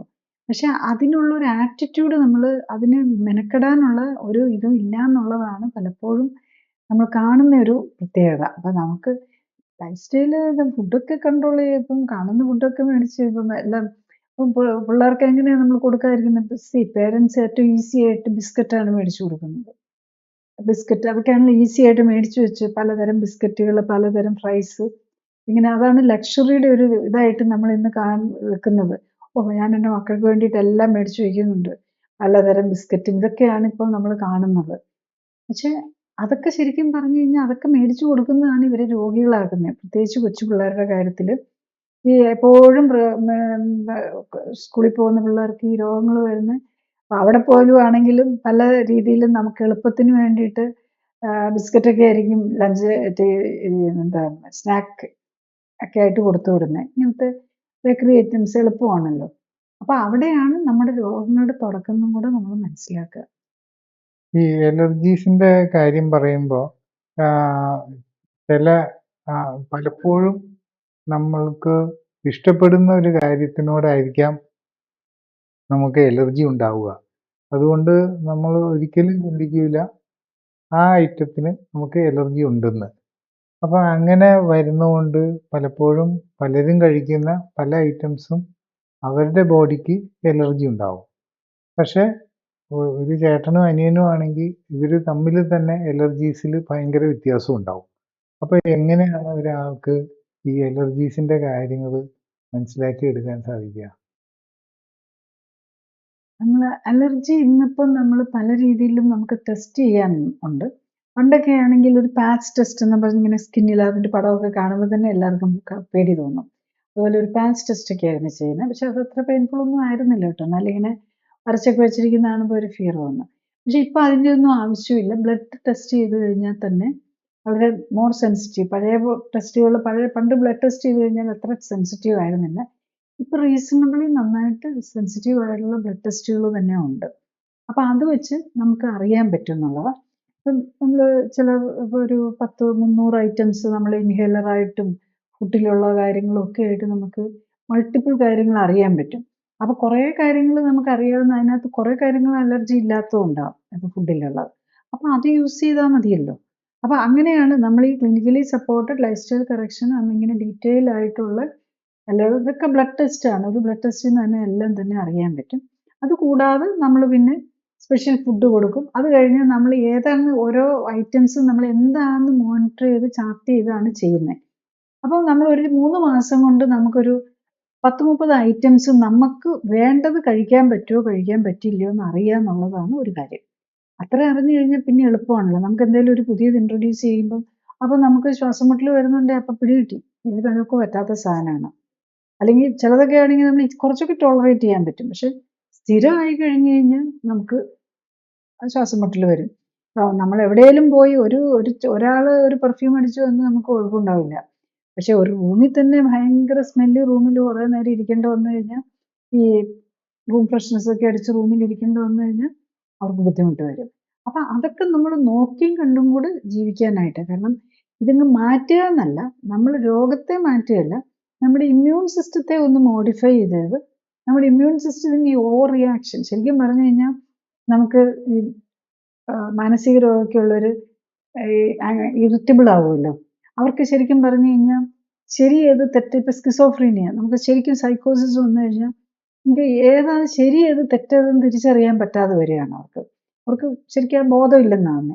ശരിക്കും പറഞ്ഞ് ഈ ആസ്മയും അലർജി എന്നൊക്കെ പറയുമ്പോൾ നമ്മുടെ ഇമ്മ്യൂൺ സിസ്റ്റത്തിൻ്റെ സെൽസിന് ഒരു ബോധമില്ലെന്നാവുന്നു. അവർക്കൊരു സൈക്യാട്രിക് പോലെ ആകുകയാണ് ചെയ്യുന്നത്. അവർ ഓവർ റിയാക്ട് ചെയ്യുന്നു ബേസിക്കലി. അപ്പം അവർക്ക് നമ്മൾ ഫ്രണ്ടാണോ പോയാണോ അല്ലെങ്കിൽ ശത്രുവാണോ മിത്രമാണോ എന്ന് തിരിച്ചറിയാൻ പറ്റുന്ന ഇല്ലാത്ത പോലെ, അല്ലെങ്കിൽ കുഴപ്പമില്ലാത്ത ആൾക്കാരാണോ അതോ നമ്മളെ ഉപദ്രവിക്കാൻ വരുന്നവരാണോ എന്നുള്ളത് ആ തിരിച്ചറിവ് നഷ്ടപ്പെടുകയാണ് ചെയ്യുന്നത്. അപ്പോൾ ആ തിരിച്ചറിവ് നമ്മൾ ഗെയിൻ ചെയ്യണം. എന്നാൽ മാത്രമേ ഈ രോഗം മാറാൻ പറ്റുള്ളൂ. അതേസമയത്ത് നമ്മളിപ്പോൾ കറണ്ടായിട്ട് മെഡിസിൻ യൂസ് ചെയ്യുമ്പോൾ നമ്മുടെ ഇമ്മ്യൂൺ സിസ്റ്റത്തെ സപ്രസ് ചെയ്യുകയാണ് ചെയ്യുന്നത്. അല്ലെങ്കിൽ അതുണ്ടാക്കുന്ന ആ മസ്കുലാർ കൺട്രാക്ഷൻ, അതായത് ആ റെസ്പിറേറ്ററി ട്രാക്റ്റിന് ഉണ്ടാക്കുന്ന അതിലെ മസിൽസാണ്. അതിലെ മസിൽസ് ചുരുങ്ങുകയാണ് ചെയ്യുന്നത്. അത് മാറ്റി അതിനെ റിലാക്സ് ചെയ്യിപ്പിക്കാനുള്ള, അതിനെ ബ്ലോക്ക് ചെയ്യാനുള്ള. അപ്പോൾ ഈ ഇമ്മ്യൂൺ സിസ്റ്റം വർക്ക് ചെയ്യുമ്പോൾ കുറേ കെമിക്കൽസ് വരുന്നത് അത് കൊണ്ടുപോയി അവിടെ ബ്ലോക്ക് ചെയ്ത് അവിടുത്തെ ചുരുക്കാനുള്ള ശ്രമമാണ് നടത്തുന്നത്. അതിന് പകരം അതിനെ റിലാക്സ് ചെയ്യിപ്പിക്കാനായിട്ട് നോക്കും. അതാണ് ബ്രോങ്കോ ഡയലറ്റേഴ്സ്. നമ്മൾ ഈ അസ്താലിൻ, ഡെർഫിൽ എന്നൊക്കെ പറഞ്ഞ അങ്ങനത്തെ കുറച്ച് മരുന്നുകളുണ്ട് നമ്മൾ IV ആയിട്ട് എടുക്കുന്നത്. ആ മരുന്നുകളൊക്കെ അങ്ങനെ നമ്മൾ റിലാക്സ് ചെയ്യിപ്പിക്കുക, ആ മസിലിനെ ബ്ലോക്ക്. അത് ശരിക്കും ഇമ്മ്യൂൺ സിസ്റ്റത്തിൻ്റെ ചില ഇമ്മ്യൂൺ സിസ്റ്റം ആക്ടിവേറ്റഡ് ആയി ചില കെമിക്കൽ വന്നിട്ടാണ് ഈ ബ്രോങ്കിയോൾസിനെയും ബ്രോങ്കിയൊക്കെ കൺട്രോക്ട് ചെയ്യുന്നത്. അതിന് ആ ആക്ഷനെ ബ്ലോക്ക് ചെയ്യാനായിട്ടാണ്. അപ്പോൾ ഇതെല്ലാത്തിലും പ്രത്യേകത എന്താണെന്ന് വെച്ച് കഴിഞ്ഞാൽ ഈ മരുന്നുകളെല്ലാം ആക്ട് ചെയ്യുന്നത്, ഈ ബ്രോങ്കോഡയലറ്റീസ് ഇതെല്ലാം ആക്ട് ചെയ്യുന്നത് നമ്മുടെ omega-6 എന്ന് പറഞ്ഞ് നമ്മുടെ ഫുഡിൽ നമ്മൾ കഴിക്കുന്ന ഒരു ഫാറ്റാണ്. പ്രത്യേകിച്ച് നട്ട്സിനും ഓയിൽ സീഡ്സിലും നമ്മുടെ കുക്കിംഗ് ഓയിലിലും ഒക്കെ പ്ലെൻറ്റിയുള്ള omega-6 ആണ്. അതിൻ്റെ ഒരു ഫയർ ഫോമാണ് അരക്കിഡോണിക് ആസിഡ്. ഈ അരക്കിഡോണിക് ആസിഡിനെ ബ്ലോക്ക് ചെയ്യാനാണ് നമ്മൾ ഈ മരുന്നുകളെല്ലാം ഉപയോഗിക്കുന്നത്. നമ്മൾ ആസ്മക്കാരൊക്കെ ഉപയോഗിക്കുന്ന ഈവൻ മോണ്ടല്യൂക്കാസ്റ്റ്, സെട്രിസിൻ എന്നൊക്കെ പറഞ്ഞ് നമ്മൾ സ്ഥിരം ഉപയോഗിക്കുന്ന മരുന്നുകളുണ്ടല്ലോ. ഇതൊക്കെ ല്യൂക്കോട്രിൻ എന്ന് പറഞ്ഞൊരു പ്രത്യേക മെക്കാനിസം ഉണ്ട്. ആ ഗ്രൂപ്പിലെ എൻസൈംസിനെ ബ്ലോക്ക് ചെയ്യുകയാണ് ചെയ്യുന്നത്. അപ്പൊ ഇതൊക്കെ വരുന്നത് എവിടുന്നാ? ഈ നമ്മൾ കഴിക്കുന്ന ഈ ഫാറ്റിൽ നിന്ന് തന്നെയാണ്. അത് അലർജിക്ക് ആയതുകൊണ്ടല്ല, ആ ഫാറ്റ് നമ്മുടെ ഇമ്മ്യൂൺ സിസ്റ്റത്തെ ഇംബാലൻസ്ഡ് ആക്കുന്നതാണ്. നമ്മളെപ്പോഴും വളരെ നല്ല സാധനമായിട്ട് കഴിക്കുമല്ലോ, പല ബദാം, കശുവണ്ടി, ഇതൊക്കെ നമ്മൾ ഒട്ടും ഹാർംഫുൾ സാധനമായിട്ട് എടുക്കുന്നതല്ലല്ലോ, ഹെൽത്തി സാധനമായിട്ടല്ലേ. പക്ഷേ ഇതിനകത്തൊക്കെ omega-6 വെരി ഹൈ ആണ്. അത്തരം സാധനങ്ങൾ നമ്മുടെ ആസ്മയുള്ളവരും അലർജി ഉള്ളവരും ഒക്കെ കഴിച്ചു കഴിഞ്ഞാൽ അത് ട്രിഗർ ചെയ്യാനുള്ള ചാൻസ് കൂടുതലായിരിക്കും. അത് അലർജി ആയതുകൊണ്ടല്ല, ബട്ട് ഇമ്മ്യൂൺ സിസ്റ്റത്തിന്റെ ഇംബാലൻസ് അഗ്രിവേറ്റഡ് ആക്കും. അതുകൊണ്ടാണ് അതങ്ങനെ വരുന്നത്. ഈ പൊതുവെ കൊച്ചു പിള്ളേർക്കും എല്ലാ മുതിർന്നവർക്കും എല്ലാം ഈ പാലും മുട്ടയും ആരോഗ്യത്തിന് ഏറ്റവും നല്ല കാര്യങ്ങളാണ് എന്ന് ആണ് മനസ്സിലാക്കുക. മുതിർന്നവർക്ക് പിന്നെ മുട്ട ഈ കൊളസ്ട്രോൾ എന്നുള്ള ഫിയർ ഉള്ളതുകൊണ്ട് കുറച്ച് കൺട്രോൾഡാണ്. പക്ഷെ അല്ലെങ്കിലും പാലിൻ്റെ അളവ് പൊതുവെ വളരെ കൂടുതലാണ് ആൾക്കാർ കഴിക്കുക. അതുപോലെ മുട്ടയുടെ. അതേസമയം പറയുന്നത് ഈ മുട്ടയ്ക്കും പാലിനും എലർജി സംബന്ധമായിട്ടുള്ള പ്രശ്നങ്ങൾ ഉണ്ടാക്കാൻ വളരെ കൂടുതൽ സാധ്യതയുണ്ട് എന്നാണ്. അപ്പോൾ ഈ മുട്ടയും പാലും ഒക്കെ എലർജി ആയിട്ടുള്ളവർ എങ്ങനെയാണ് ഇത് എലർജി ആണ് എന്ന് മനസ്സിലാക്കാൻ സാധിക്കുക? നമ്മൾ അലർജി എന്ന് പറയുന്നത് ശരിക്കും ബേസിക്കലി നമ്മൾ സിംറ്റമാറ്റിക് ആയിട്ട് അലർജി വരുന്ന IgE മീഡിയേറ്റഡ് റിയാക്ഷൻ ആണ്. അപ്പോൾ യൂഷ്വലി നമ്മൾ അതിൻ്റെ IgE മീഡിയേറ്ററിലുള്ള ടെസ്റ്റുകൾ ചെയ്ത് കഴിഞ്ഞ് കഴിഞ്ഞാൽ, അലർജിക് ടെസ്റ്റ് ഒക്കെ ചെയ്ത് കഴിഞ്ഞാൽ നമുക്കത് അറിയാൻ പറ്റും. പിന്നെ എല്ലാ റിയാക്ഷനും, അപ്പോൾ ആസ്മയുടെ റിയാക്ഷൻ ആണെങ്കിൽ എല്ലാ അലർജി IgE മീഡിയേറ്റഡ് ആവണമെന്നില്ല. Other mechanisms also involve. അപ്പോൾ അതിനുണ്ട് IgG മീഡിയേറ്റഡ് ചെക്ക് ചെയ്യാനും അങ്ങനത്തെ ഒക്കെ ഉണ്ട്. അതുകൂടാതെ എല്ലാം ഒന്നും നമുക്ക് ഇന്നും ടെസ്റ്റ് ചെയ്യാനുള്ള, കാരണം നമ്മുടെ ഇമ്മ്യൂൺ സിസ്റ്റം കുറേ കെമിക്കലുകൾ വഴിയാണ്. ഇപ്പോൾ IgG ഉണ്ട്, IgE ഉണ്ട്, IgM ഉണ്ട്, IgA ഉണ്ട്, പിന്നെ ഇന്റർലൂക്കിൻസ് എന്ന് പറഞ്ഞ കുറേ സാധനങ്ങളുണ്ട്, ഹിമോക്കൈൻസ് എന്ന് പറഞ്ഞ കുറേ ഉണ്ട്. ഇതെല്ലാം ഒന്നും ചെക്ക് ചെയ്യാൻ നമുക്ക് മെക്കാനിസം ഇല്ല. പക്ഷെ കുറേ കാര്യങ്ങളൊക്കെ നമുക്ക് ടെസ്റ്റ് വഴി അറിയാം. പിന്നെ അതിനാണ് നമ്മൾ നമ്മളുടെ ഈ വെറൈറ്റി ഓഫ് ഫുഡുകളും ഒക്കെ ഒന്ന് കുറച്ച് ഓരോന്ന് ആഡ് ചെയ്ത് നമ്മൾ ആദ്യം കുറേശ്ശെ സാധനങ്ങൾ കണ്ടുപിടിച്ചൊക്കെ ഈ clinical supported life style correction ഇങ്ങനെ ഓരോന്നായിട്ട് എക്സ്ക്ലൂഡ് ചെയ്ത് കണ്ടുപിടിച്ചെടുക്കാനായിട്ട് ശ്രമിക്കുന്ന അതാണ്.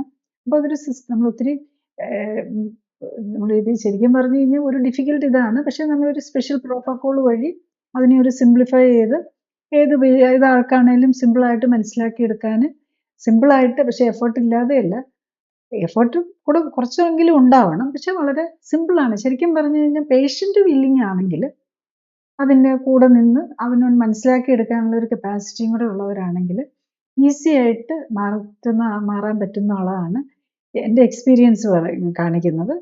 മിക്കവാറും പേർക്കും ഇതിനകത്തുനിന്ന് മാറാൻ പറ്റും. പിന്നെ എന്തെങ്കിലും ഒരാൾ 2 പേരും മാറാൻ പറ്റാതെ വന്നിട്ടുണ്ടെങ്കിൽ അവർ അത്ര ഫ്യൂ പേഷ്യൻസ് ഒക്കെ ചിലപ്പോൾ അവർ കോപ്പറേറ്റീവ് ആയിരിക്കുകയില്ല. അവർക്ക് അവരുടെ വീട്ടിലെ സാഹചര്യങ്ങൾ ചിലപ്പം അനുകൂലമായിരിക്കുകയില്ല. അവർ കോപ്പറേറ്റീവ് ആണെങ്കിലും വീട്ടുകാരുടെ മറ്റുള്ളവരുടെ കോപ്പറേഷൻ കിട്ടാതെ പോലും. അപ്പം നാച്ചുറലി ഈ പെർഫ്യൂമും അല്ലെങ്കിൽ ഫുഡിലൊക്കെ ആണെങ്കിലും ചിലർക്ക് അവർക്ക് വീട്ടിലെ സാഹചര്യം, അവർക്ക് ഇപ്പം ചില ഭക്ഷണങ്ങൾ പറ്റാത്ത, അപ്പോൾ ഗ്ലൂട്ടൻ ഫ്രീ ആക്കണമെന്ന് പറഞ്ഞാൽ അതിനൊക്കെ പറ്റാതെ വരും. അല്ലെ യാത്രയിൽ പോകുമ്പോൾ അതും ഇതൊക്കെ മേടിച്ച് കഴിക്കും. അങ്ങനെയൊക്കെ വരുമ്പോൾ ഇപ്പം ലൈഫ് സ്റ്റൈലും കൂടെ ഒരു റീസണബിൾ സ്റ്റാറ്റസിൽ കൺട്രോൾ ചെയ്ത് കൊണ്ടുപോവുകയാണെങ്കിൽ യൂഷ്വലി ബോഡി കോമ്പോസിഷനും കൂടെ കറക്റ്റ് ചെയ്ത് കഴിയുമ്പം മാനേജ് ചെയ്ത് കൊണ്ടുപോകാൻ പറ്റും.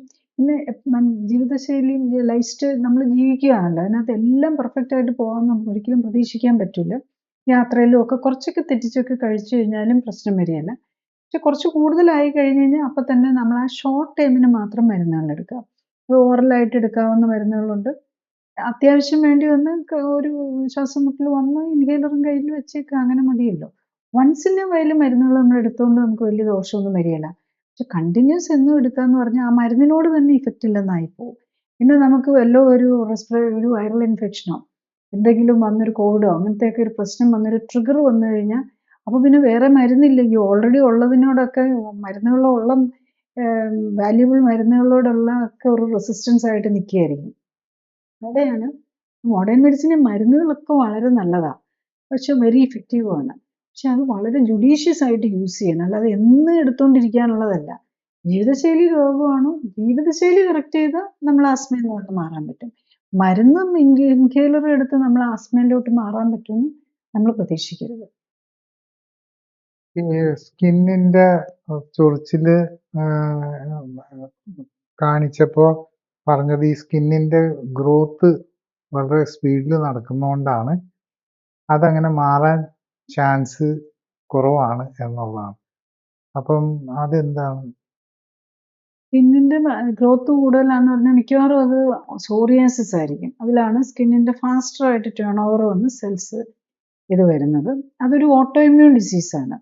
ഒരു അലർജിക്, അതിനും ഫുഡുമായിട്ട് റിലേഷൻ ഉണ്ട്. ഫുഡും നമ്മൾ ഈ സ്കിന്നിൽ അപ്ലൈ ചെയ്യുന്ന കോസ്മെറ്റിക്സും ഒക്കെ ആയിട്ട് റിലേറ്റഡ് ആണ് ഈ സോറിയാസിസ്.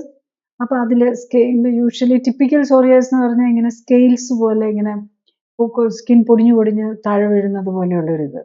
അപ്പോൾ അത് മാറ്റാൻ പറ്റാത്തതല്ല. ശരിക്കും എൻ്റെ എക്സ്പീരിയൻസിൽ സോറിയാസിസ് നന്നായിട്ട് കൺട്രോൾ ചെയ്ത് മാറ്റാൻ പറ്റുന്നു. കൺട്രോൾ ചെയ്യുക മാത്രമല്ല, അതിനകത്ത് കംപ്ലീറ്റ് കം ഓഫ് ചെയ്യാം. പിന്നെ നമ്മൾ ജീവിതശൈലി തെറ്റിച്ച് കംപ്ലീറ്റ്, ഇപ്പം ഞാൻ ഒരു പേഷ്യൻറ്റിനെ ഓർക്കുന്നത്, അതിന് യങ് മാൻ, 30 വയസ്സേ ഉള്ളൂ. അപ്പോൾ അത് കൊച്ചിലെ മുതലുള്ളതാണ്. അപ്പം അതിൻ്റെ മേത്തില്ലാത്ത ഒരു സ്ഥലം ഇല്ലായിരുന്നു എന്നാണ് പറയുന്നത്.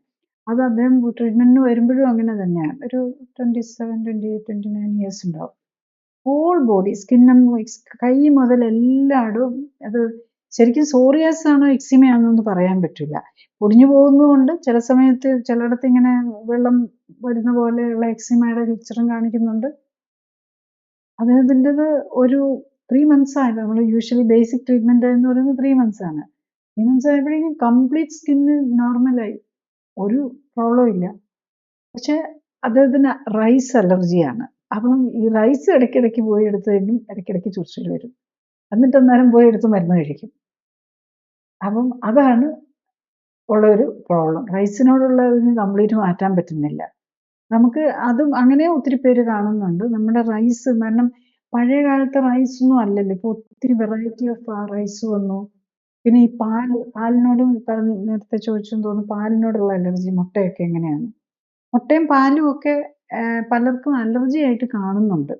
അപ്പോൾ അങ്ങനെയുള്ളവർക്ക് അത് ഒഴിവാക്കാതെ പറ്റുകയില്ല. പാല് നമ്മൾ ജനറലി നോക്കുമ്പോൾ ഒത്തിരി പേർക്ക് പാലിനോടും മുട്ടയോടും ഒക്കെ കാണുന്നുണ്ട്. പിന്നെ പാലെന്ന് പറഞ്ഞാലും പഴയ പോലെ അല്ലല്ലോ. ഇതിനകത്ത് തന്നെ ഒത്തിരി പറയുന്നു ആൻറ്റിബയോട്ടിക്സും അതും. പാലല്ലല്ലോ ശരിക്കും, പാൽപ്പൊടി ഉണ്ടാക്കി അതിനെ മിക്സ് ചെയ്തൊക്കെയല്ലേ നമുക്കിപ്പം ഈ പാക്കറ്റിൽ കിട്ടുന്നതൊന്നും നാച്ചുറൽ പാലല്ലല്ലോ. ടോൺഡ് മിൽക്ക് എന്നല്ലേ പറയുന്നത്. പാൽപ്പൊടിയൊക്കെ എത്രയോ പശുക്കളുടെയും എല്ലാം ഉണ്ടാക്കി അതിൻ്റെ ഒരു കുറേ പ്രോസസ്സിങ്ങും കഴിഞ്ഞ് അതിലൊക്കെ എന്തൊക്കെ വരുന്നുണ്ടെന്ന് നമുക്കൊരു പിടിയും കിട്ടാത്ത രീതിയിലുള്ള ഇതാണ്. അങ്ങനെയൊക്കെ ആവാം പാലിനോട് ഇത്ര അലർജി വരാൻ. ഒരു നല്ല ശതമാനം ആൾക്കാർക്കും നമ്മൾ ടെസ്റ്റ് കാണുമ്പം പാലിനോട് കാണുന്നുണ്ട്. പക്ഷെ എല്ലാവർക്കും ഒന്നും പറയാൻ പറ്റില്ല. അതുകൊണ്ടാണ് നമുക്ക് ജനറലൈസ് ചെയ്ത് ഒന്നിനും പറയാൻ പറ്റില്ല. ഓരോരുത്തരുടെയും നമ്മൾ സ്റ്റഡി ചെയ്തെടുക്കേണ്ടി വരും. ഒരേ ഫാമിലി പോയിട്ടോട് തന്നെയാണെങ്കിൽ പോലും അത്ര എല്ലാവരുടെയും ഒരുപോലെ ആവണമെന്ന് നിർബന്ധമില്ല. വ്യത്യാസങ്ങൾ വരാം. പക്ഷേ അച്ഛനും അമ്മയ്ക്കും ഒരു സാധനത്തിനോടുണ്ടെങ്കിൽ അത് മക്കൾക്ക് ഉണ്ടാകാനുള്ള പോസിബിലിറ്റി ഉണ്ട്. അപ്പം പക്ഷെ അതിലൊക്കെയാണ് നമ്മൾ ഓരോ ഇൻഡിവിജ്വലിനെയും സ്റ്റഡി ചെയ്ത് അവരും അത് മനസ്സിലാക്കി അവർക്ക് ഡയറക്റ്റ് ചെയ്ത് കൊടുക്കാനാണ്. അപ്പോൾ ആ രീതിയിലുള്ള ഒരു സ്പെഷ്യൽ പ്രോട്ടോക്കോൾ വഴിയാണ് നമ്മൾ ഈ ഇങ്ങനത്തെ ട്രീറ്റ്മെൻറ്റ് ചെയ്യുന്നത്. അപ്പോൾ അതിനകത്ത് നമുക്ക് നല്ല റിസൾട്ടും കിട്ടും. പ്രൊവൈഡഡ് പേഷ്യൻറ്റും ആസ്മയും അലർജിയും ഒക്കെ ഉള്ളവർ കുടുംബത്തിൽ ഒന്നിച്ച് താമസിക്കുന്നവരും കൂടി അതുമായിട്ടൊന്ന് കോപ്പറേറ്റ് ചെയ്യണമെന്ന് മാത്രം. ഈ പലപ്പോഴും ഈ ശ്വാസതടസ്സത്തിന്റെ പ്രശ്നങ്ങൾ വരുന്നത് രാത്രിയാണ്. അപ്പം ശരിക്കും ഉറക്കവും ഒക്കെ പോവും. അപ്പോൾ ഇതിന് ശരിക്കും എന്താണ് ഒരു സൊല്യൂഷൻ? അതെന്താന്ന് ചോദിച്ചു കഴിഞ്ഞാൽ, നമ്മൾ കാണുന്ന നമ്മുടെ മേത്ത് തന്നെ ജീവിക്കുന്ന ഒരു ജീവിയുണ്ട്. ഒരു ഒരു ചെള്ളു പോലെയുള്ളത്, കാണാൻ പറ്റില്ല. അതിനോടല്ല ശരിക്കും പറഞ്ഞാൽ അതിൻ്റെ എക്സ്ക്രീറ്റ, അതിൻ്റെ വിസർജ്യ വസ്തുക്കളോട് അലർജി. അപ്പോൾ അതിൻ്റെ ഇൻഡസ്റ്റൈനിൽ നിന്നുള്ള ചില എൻസൈംസ് ഇത് വീണ് കിടക്കും. അതായത് അത് ബേസിക്കലി നമ്മുടെ സ്കിന്ന് കൊഴിഞ്ഞു വീഴുന്ന സ്കിന്നിലുമാണ് ജീവിക്കുന്നത്. അപ്പം നമ്മൾ രാത്രി കിടന്നുറക്കുമ്പോൾ നമ്മുടെ ബെഡ്റൂമിലായിരിക്കും ഇത് ഏറ്റവും കൂടുതൽ ഉണ്ടാവുക. അപ്പോൾ ഈ മൈറ്റ്സ്, ഡസ്റ്റ് മൈറ്റ് എന്ന് പറയും, ബേസിക്കലി ഡസ്റ്റ് മൈറ്റ്. ഈ ഡസ്റ്റ് മൈറ്റിനോടല്ല ശരിക്കും, ഡസ്റ്റ് മൈറ്റിൻ്റെ എക്സ്ക്രീറ്റ, അതായത് വിസർജ്യ വസ്തുവിനോടാണ് റിയലി അലർജി വരുന്നത്. അത് നമ്മളുടെ മൂക്കിലോ പൊടിയോ ആയിട്ടൊക്കെ വരുമ്പോൾ അതുകൊണ്ട് തന്നെ ആസ്മയുള്ളവർ ശ്രദ്ധിക്കേണ്ടത് എന്താണെന്ന് ചോദിച്ചു കഴിഞ്ഞാൽ, നമ്മൾ ആഴ്ചയിൽ ഒരു 1-2 പ്രത്യേകിച്ച് ആ ഡെസ്മൈറ്റിന്റെ പോപ്പുലേഷൻ കുറയ്ക്കാൻ നോക്കുക എന്നുള്ളതാണ്. അപ്പോൾ എല്ലാ ദിവസവും കറക്റ്റായിട്ട് ഡെയിലി കുളിക്കുമ്പോൾ സ്ക്രബ് ചെയ്ത് സ്കിന്നൊക്കെ സ്ക്രബ് ചെയ്ത് കുളിക്കുക. പിന്നെ ആഴ്ചയിൽ ഒരു 2 പ്രാവശ്യം ബെഡ്ഷീറ്റ് മാറ്റുക. ഏറ്റവും പ്രധാനം കട്ടിലിനടിയിൽ, നമ്മൾ കട്ടിലിൻ്റെ അടിയുണ്ടല്ലോ, അവിടെയായിരിക്കും ഈ ഡസ്റ്റ് എല്ലാം പോയി കിടക്കുന്നത്. അത് ക്ലീൻ ആക്കുക. അപ്പോൾ അവിടെ നമുക്ക് സാധാരണ നമ്മൾ അടിച്ചു തുടക്കത്തൊന്നും അതൊന്നും അത്ര ക്ലിയർ ആകുകയില്ല. അപ്പം ഇപ്പോൾ ഒക്കെ ഉണ്ടല്ലോ ഈ ക്ലീനിങ് റോബോ എന്ന് പറഞ്ഞ് ഈ റൗണ്ടായിട്ടിരിക്കുന്നത് തന്നെ അതിനകത്തെല്ലാം കയറിപ്പോയി ചെയ്യുന്നത്. അപ്പം അത് 1-2 അതിന് പിന്നെ നമ്മൾ ജോലിക്കാരെ ഒന്നും വെക്കണ്ടാണോ, അതിനോട് 2 പ്രാവശ്യം 3 പ്രാവശ്യം ചെയ്യാൻ പറഞ്ഞു കഴിഞ്ഞാൽ ഇത് എന്താ പ്രോഗ്രാം ചെയ്ത് വെച്ച് കഴിഞ്ഞാൽ അത് ചെയ്തോളൂ. അപ്പം ഡെയിലി ഒന്ന് ചെയ്താലും മതിയാവും. വേണമെങ്കിൽ തുടക്കത്തിലൊക്കെ ആഴ്ച 2 ദിവസം വെച്ച് ബെഡ്റൂമിനകത്തുള്ളിൽ ക്ലീൻ ചെയ്യാം. പിന്നെ എയർ കണ്ടീഷണറിൻ്റെ ആണെങ്കിലും അതിൻ്റെ ഡസ്റ്റ് ഫിൽറ്ററൊക്കെ ക്ലീൻ ചെയ്ത് വയ്ക്കുക. ഇതൊക്കെയാണ് ഈ രാത്രിയിലെ ആസ്മ ഉണ്ടാകാതിരിക്കാനായിട്ട് നമ്മൾ സൂക്ഷിക്കേണ്ടത്. പക്ഷെ ഇതെല്ലാം ഇതും അതൊരു സൈഡാണ് നമ്മുടെ ലൈഫ് സ്റ്റൈൽ കറക്ഷൻ്റെ. നമ്മൾ ഈ ഇങ്ങനെ നമ്മൾ ഈ സപ്പോർട്ടുള്ള പേഷ്യൻസിനോടും പറഞ്ഞു കൊടുക്കുന്ന ഒരു കാര്യമാണിത്. ഇങ്ങനെ ഇത് സെൽഫ് നമ്മൾ ക്ലീൻ ചെയ്യുന്നതൊക്കെ പറഞ്ഞു കഴിഞ്ഞാൽ എത്രയാണെങ്കിലും അത്ര ജോലിക്കാരുണ്ടെന്ന് പറഞ്ഞ് അല്ലെങ്കിൽ സ്വയം ചെയ്യുകയാണെങ്കിലും ഒന്നും പക്കയായിട്ട് നടക്കുകയില്ല. പ്രത്യേകിച്ച് ആസ്മയുള്ളവർക്ക് പൊടിയടിക്കാനും പറ്റുമല്ലോ. അപ്പോൾ ആസ്മയുള്ളവരൊക്കെ ഇപ്പോഴൊക്കെ ഇതൊക്കെ വളരെ എക്കണോമിക്കായിട്ട് കിട്ടുന്നതാണ്. നമ്മൾ വീട്ടിൽ ഇങ്ങനത്തെ ഒരു ക്ലീനിങ് കാര്യങ്ങൾ വെച്ച് അതനുസരിച്ച് അതിന് കയറി പോകാവുന്ന പോലെയൊക്കെ ഒന്ന് സെറ്റ് ചെയ്യേണ്ടത് വളരെ ഉപകാരമായിരിക്കും. പിന്നെ ഈ നമ്മുടെ ഇതിനെ ബെഡ്ഷീറ്റും ഒക്കെ മാറ്റി ഈ ഡസ്റ്റ് മൈറ്റിൻ്റെ പോപ്പുലേഷൻ കുറയ്ക്കുക. അത് ആണ് ഏറ്റവും അത്യാവശ്യം വേണ്ടി വരുന്നത്, പ്രത്യേകിച്ച് രാത്രിയിൽ ആസ്മ വരുന്നത്. ഈ കൊച്ചു പിള്ളേരുടെ കേസിൽ പറഞ്ഞു കേട്ടിട്ടുണ്ട്, അത് ചെറുപ്പത്തിലെ ഈ പറയുന്ന ഡസ്റ്റ് മൈറ്റ് അല്ലെങ്കിൽ ക്ലെൻലിനെസ്, പിന്നെ വേറെ ട്രിഗേഴ്സ്, പൊല്യൂഷൻ അല്ലെങ്കിൽ അങ്ങനത്തെ കാര്യങ്ങളിൽ നിന്ന് അവരെ സംരക്ഷിച്ചാൽ ചിലപ്പോൾ അവർക്ക് ആ ആസ്മ എന്നുള്ള പ്രശ്നത്തിൽ നിന്ന് ചിലപ്പോൾ അവർക്ക് രക്ഷപ്പെടാൻ ചാൻസ് ഉണ്ട്, ഈവൻ ദോ അവരുടെ പേരൻസിന് ആസ്മയൊക്കെ ഉണ്ടെങ്കിൽ. അത് എത്രമാത്രം ശരിയാണ്? എന്താണെന്ന് വെച്ചാൽ ആ തുടക്കത്തിൽ അങ്ങനത്തെ ഒരു എക്സ്പോഷർ വന്നാൽ പിന്നെ അത് കൂടുതൽ ബുദ്ധിമുട്ടുണ്ടാക്കും എന്നൊക്കെ പറയാറുണ്ട്. അങ്ങനെ നമുക്ക് പറയാൻ പറ്റൂല. കാരണം ചില സ്റ്റഡീസൊക്കെ കാണിക്കുന്ന, ഇപ്പം വെസ്റ്റേൺ കൺട്രീസിലൊക്കെ പറയുന്നത്, ഈ നമ്മളിപ്പം ഓവർ സ്റ്റെറിലൈസേഷനും ക്ലെൻലിനെസ്സും വന്നത് കാരണം പിള്ളേർക്ക് ആസ്മയുടെയൊക്കെ ചാൻസസും അലർജിയുടെ ചാൻസസും കൂടുന്നതാണ്. അതായത് ഇപ്പം നമ്മൾ പിള്ളേരെ മണ്ണിൽ കളിക്കാൻ വിടുകയില്ല, അങ്ങനെയൊക്കെ. അപ്പം അതുപോലെ ഇപ്പം പലരും പറയുന്ന ഈ പെറ്റ് ഡോഗ്സ് ഒക്കെ വീട്ടിലുണ്ടെങ്കിൽ കുഞ്ഞുങ്ങൾ വളരുമ്പം പെറ്റായിട്ട് ഡോഗൊക്കെ ഉള്ളവർക്ക് ഇതൊക്കെ വരാൻ ചാൻസ് കുറവെന്നാണ്. പക്ഷേ ബേസിക്കലി നമ്മളിപ്പോൾ എല്ലാം ഇങ്ങനെ സ്റ്റെറൈൽ എന്നും പറഞ്ഞുകൊണ്ട് നമ്മളെന്താ ഒരു പേപ്പർ കപ്പ് എടുക്കുന്നു. ആ പേപ്പർ കപ്പിൽ മുഴുവൻ, പണ്ടൊക്കെ ആണെങ്കിൽ നമ്മളൊരു പുതിയ ഗ്ലാസ് മേടിച്ചുകൊണ്ട് വന്നാൽ അത് ആദ്യം ശരിക്കും സോപ്പൊക്കെ ഇട്ട് വാഷ് ചെയ്ത്, അല്ലെ പണ്ട് ഇപ്പോഴത്തെ പോപ്പുലേഷൻ അതൊന്നും അറിയാവോന്ന് തന്നെ എനിക്ക് സംശയമാണ്. പണ്ട് നമ്മൾ ചാരമാണ്, നമ്മൾ ആഷാണ് യൂസ് ചെയ്യുന്നത് ക്ലീനിങ്ങിന് വേണ്ടിയിട്ട് മെയിനായിട്ട്. അന്നൊന്നും ഈ സോപ്പൊന്നും അങ്ങനെ അധികം യൂസ് ചെയ്യുന്നില്ല, ആഷാണ്. അതിനകത്ത് വല്ലോ കുറച്ച് ഈ ക്ലീനിങ് കാരെന്ന് പറയുന്ന ഒരു സാധനം ചിലപ്പോൾ ഈ ആഷിന് മിക്സ് ചെയ്താണ് പാത്രങ്ങളൊക്കെ കഴുകാൻ. അങ്ങനെ വാഷ് ചെയ്തിട്ട് നമ്മളൊരു പുതിയ പാത്രം യൂസ് ചെയ്യുള്ളൂ. ഇപ്പം നമ്മൾ എന്താ ചെയ്യുന്നത്? ഒരു ഗ്ലാസിൻ്റെ ക്വാളിറ്റിയോ എന്തെങ്കിലും ഉണ്ടോ? പേപ്പർ, അത് തന്നെ കെമിക്കലി പൊതിഞ്ഞ ഒരു പേപ്പർ ഗ്ലാസ്സിലാണ് സാധനം എടുത്ത് കഴിക്കുന്നത്. ഇതെല്ലാം നമ്മൾ എന്താ, ഗ്ലാസ് കഴുകിയ വേറൊരാൾ ഉപയോഗിച്ച ഗ്ലാസിൻ്റെ ക്ലെൻലിനെസ് എന്താണെന്ന് ഉറപ്പിക്കാൻ പറ്റാത്തതിൻ്റെ പേരിലാണ് നമ്മളിതെല്ലാം. അപ്പം അതിനകത്തൂടെയൊക്കെ എന്തോരം ടോക്സിൻസാണ് ഉള്ളിൽ ചെല്ലുന്നത്. അപ്പം ഈ ടോക്സിൻ്റെ ഓവർ ഇത് വരുന്നതും കൊണ്ടും കൂടെയാണ് നമ്മുടെ ഇമ്മ്യൂൺ സിസ്റ്റം ഇങ്ങനെ ഡീറെയിൽഡ് ആകുന്നത്. അതായത് അത്ര അധികം ഭക്ഷണത്തിൽ കൂടെയും എയറിൽ കൂടെയും എല്ലാം നമുക്ക് ബോഡിക്ക് വേണ്ടാത്ത സാധനങ്ങൾ, ബോഡിക്ക് ആകെ ന്യൂട്രീഷൻ, എയറിൽ കൂടെ കിട്ടേണ്ടത് ഓക്സിജൻ മാത്രമേ ഉള്ളൂ, വേറൊന്നിൻ്റെ ആവശ്യമില്ല. പിന്നെ ബാക്കി ഭക്ഷണത്തിൽ കൂടെ ആണെങ്കിൽ നമുക്ക് വേണ്ട വെള്ളവും കിട്ടണം, ബാക്കി ഒരു 55 ന്യൂട്രിയൻസ് ഉണ്ട്, അതും കിട്ടണം. നമ്മൾ ഈ കഴിക്കുന്ന മരുന്നുകളും നമ്മൾ ഈ കഴിക്കുന്ന ഭക്ഷണത്തിൽ ആഡ് ചെയ്തിരിക്കുന്ന പ്രിസർവേറ്റീവ്സ്, കളറിങ് ഏജൻസ്, ഇതെല്ലാം നമ്മുടെ ഇമ്മ്യൂൺ സിസ്റ്റത്തിന് വർക്ക് ലോഡ് കൂട്ടുക. അതുപോലെ നമ്മൾ ഉപയോഗിക്കുന്ന കോസ്മെറ്റിക്സ്, ഇപ്പോൾ കൊച്ചു പിള്ളേർ മുതൽ എന്തെല്ലാം കോസ്മെറ്റിക്സ് ആണ് ഉപയോഗിക്കുന്നത്.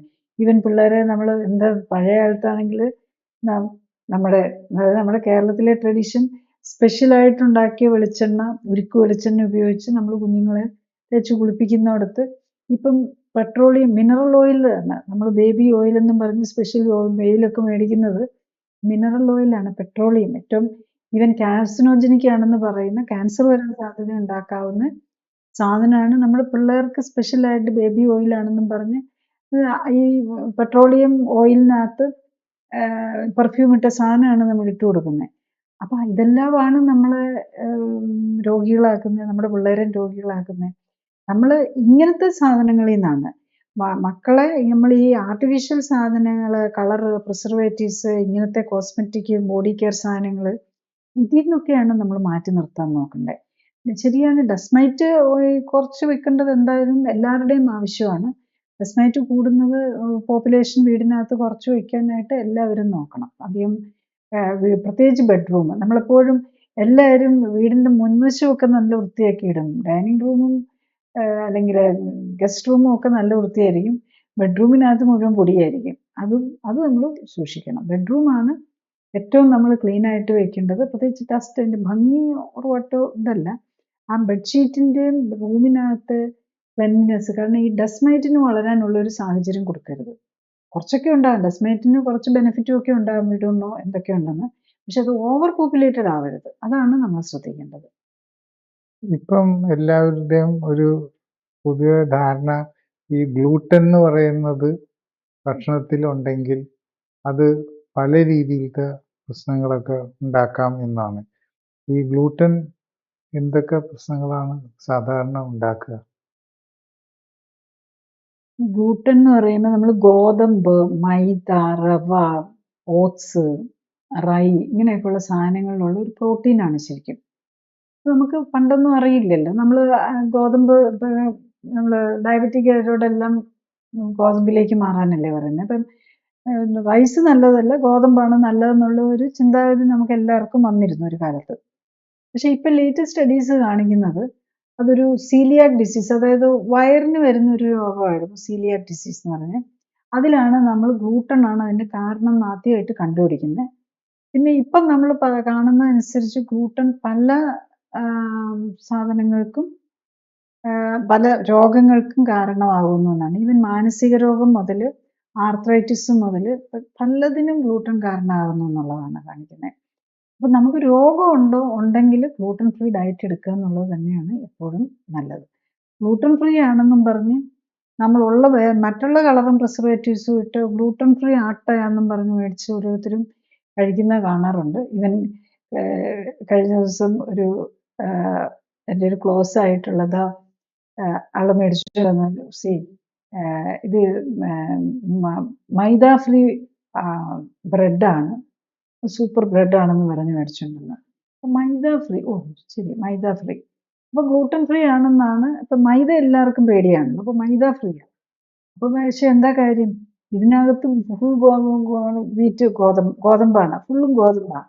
അപ്പം നമ്മളത് തിരിച്ചറിയാനായിട്ട് മനസ്സിലാക്കണം.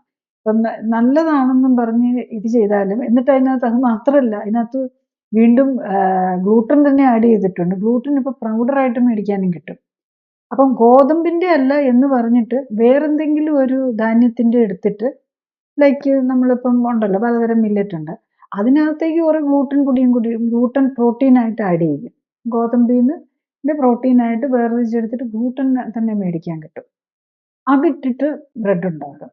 സോ നമ്മൾ ആ രീതി പല രീതിയിൽ ഈ മാർക്കറ്റിങ് നമ്മൾ ഡബിൾ വില കൊടുത്ത് മേടിച്ചുകൊണ്ട് വരുന്ന ഇങ്ങനെയും കൂടെ ആവാം. അതുകൊണ്ട് അതും കൂടെ നമ്മൾ സൂക്ഷിക്കണം. ഒരു ഗ്ലൂട്ടൻ ഫ്രീ എടുക്കുകയാണെങ്കിൽ അതിനകത്ത് ഗ്ലൂട്ടനും ആഡ് ചെയ്തിട്ടുണ്ടാവരുത്. ഇതിപ്പോൾ ഗ്ലൂട്ടൻ അലർജി ഉണ്ടോ എന്ന് നമുക്ക് തിരിച്ചറിയാൻ പറ്റുന്നതേ ഉള്ളൂ. പലതരം ടെസ്റ്റുകളുണ്ട് ഈ ഗ്ലൂട്ടൻ ഓറിയൻറ്റഡ് ആയിട്ട് നമുക്ക്. അതായത് ഗ്ലൂട്ടൻ നമ്മളുടെ ബോഡിയിൽ, അതായത് ഗ്ലൂട്ടൻ ഉള്ള ഭക്ഷണം നമ്മുടെ ബോഡിയിൽ ചെല്ലുമ്പം ചിലതരം റിയാക്ഷനുകൾ വരും. അതിനെ നമുക്ക് ടെസ്റ്റുകൾ വഴി കണ്ടെത്താൻ പറ്റും. അപ്പോൾ അതിനകത്ത് ഒന്നുമില്ല, ഇപ്പോൾ പലതരം ടെസ്റ്റുകളുണ്ട്. ബേസിക്കലി നമ്മളത് ഈ നോക്കിയിട്ടും കൂടെയാണ് നമ്മൾ ഇങ്ങനത്തെ ഈ അലർജി ഉള്ളവർക്കും ആസ്മ ഉള്ളവർക്കും ഒക്കെ ട്രീറ്റ്മെൻറ്റുകൾ കൊടുക്കുന്ന. ഈ ക്ലിനിക്കൽ സപ്പോർട്ട് കൊടുക്കുന്നത് ഈ പാരാമീറ്റേഴ്സും കൂടെ നോക്കി മനസ്സിലാക്കിക്കൊണ്ടാണ്. അപ്പം അങ്ങനെ നമുക്ക് പറ്റുള്ളൂ. അപ്പം അതിനെക്കുറിച്ചൊരു അവയർനെസ് ഉണ്ടാക്കി അതിനെക്കുറിച്ച് അത് ഡെവലപ്പ് ചെയ്തെടുക്കാൻ ഇൻട്രസ്റ്റ് ഉള്ളവർക്ക് ഈ ആസ്മയിൽ നിന്നൊക്കെ മാറാൻ പറ്റും എന്നുള്ളതാണ്. എൻ്റെ എക്സ്പീരിയൻസ് ആണ് ഞാൻ പറയുന്നത്.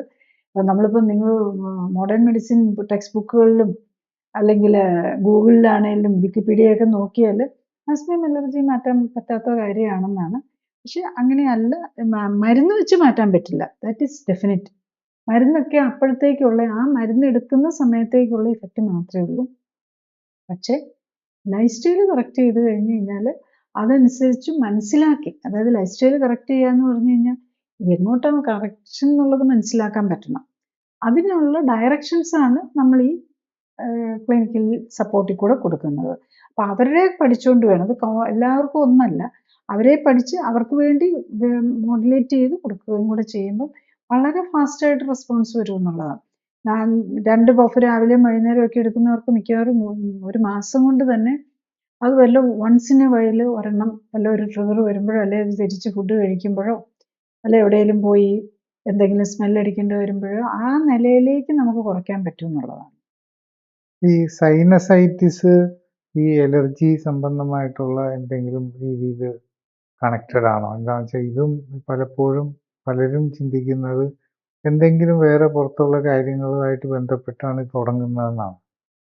Yes, definitely. അത് നമ്മൾ ഈ നേസൽ ക്യാവിറ്റി ഉണ്ടല്ലോ, സൈനസസ് എന്ന് പറയുന്നത് എന്താ, നമ്മളുടെ ഈ ബേസും സ്കൾ ബോണിനകത്തേക്ക് അതിൻ്റെ വെയിറ്റ് കുറച്ച് നിർത്താനായിട്ടും അവിടെ എയർ നമ്മളുടെ എപ്പോഴും നമ്മളുടെ എയറിനെ ഹോട്ടാക്കി നമ്മൾ തണുത്ത ഇത് എയർ എടുക്കുമ്പോഴും എയർ അതിനകത്ത് എന്ന് മിക്സ് ചെയ്ത് ഒരു റീസണബിൾ ചൂടാക്കിയാണ് നമ്മുടെ ശ്വാസകോശത്തിലേക്ക് തന്നെ വിടുന്നത്.